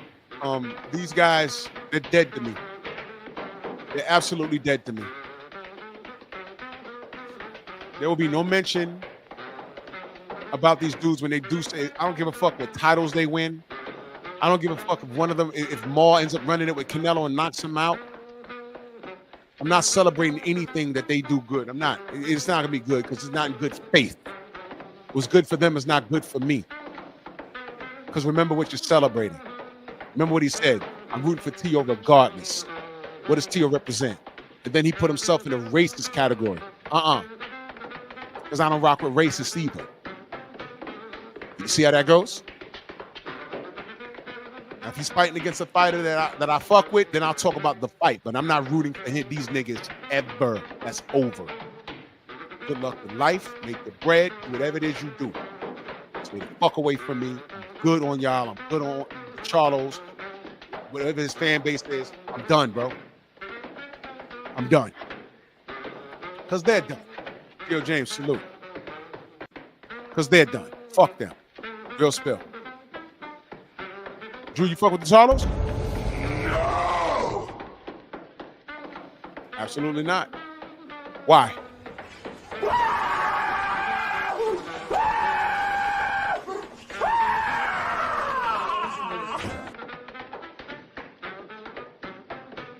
Code of the Ape. Hello, monkeys. And forfeit. N.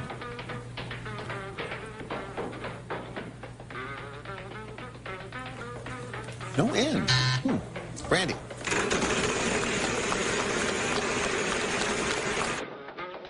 You's a clam nigga. Give power to my nigger sword! Salute to everybody. The Venmo, the Zelda, Cash App, Super Chat. Fuck these monkeys. Monkey! I'm dead ass in my bag. This is an attack, a full-blown attack.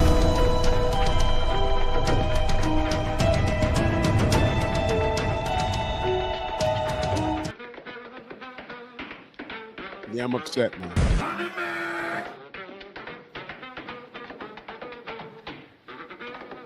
Shout out to Team Bomb Squad. Shout out to DHP. And shout out to all my brothers and sisters that stand for what's righteous, stand in the pocket. I understand what's going on. Y'all go subscribe to Scrapbook Boxing. Y'all go subscribe to Coach Hudson, my sister Shawa, my sister Tay-Tay. Everybody that stands in the pocket for what's righteous. And if you're not, if you disagree with everything that I say, is cool. You're entitled to that. All I'm asking you to do is leave me alone. Just stay away from me. That's all.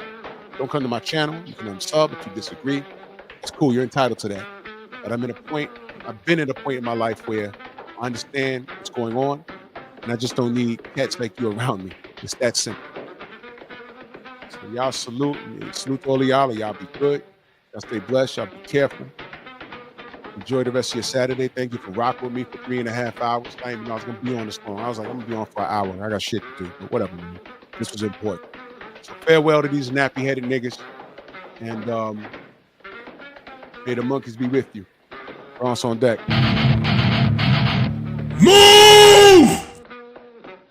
Why are you gay? Who says I'm gay? You are gay. Can I ask you what's going on? Can I ask you what's going on? Can I ask you what's going on? Can I ask you what's going on?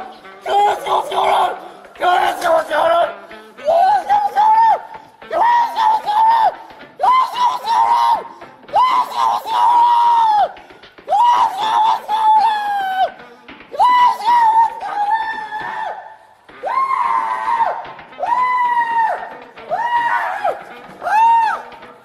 Can I ask you what's going on? All my troubles come more nigga. Yeah, it makes me mad. Why you niggas are so against somebody for you? How much longer do you think your It mom makes me so mad. Long enough to beat your ass if you fuck up.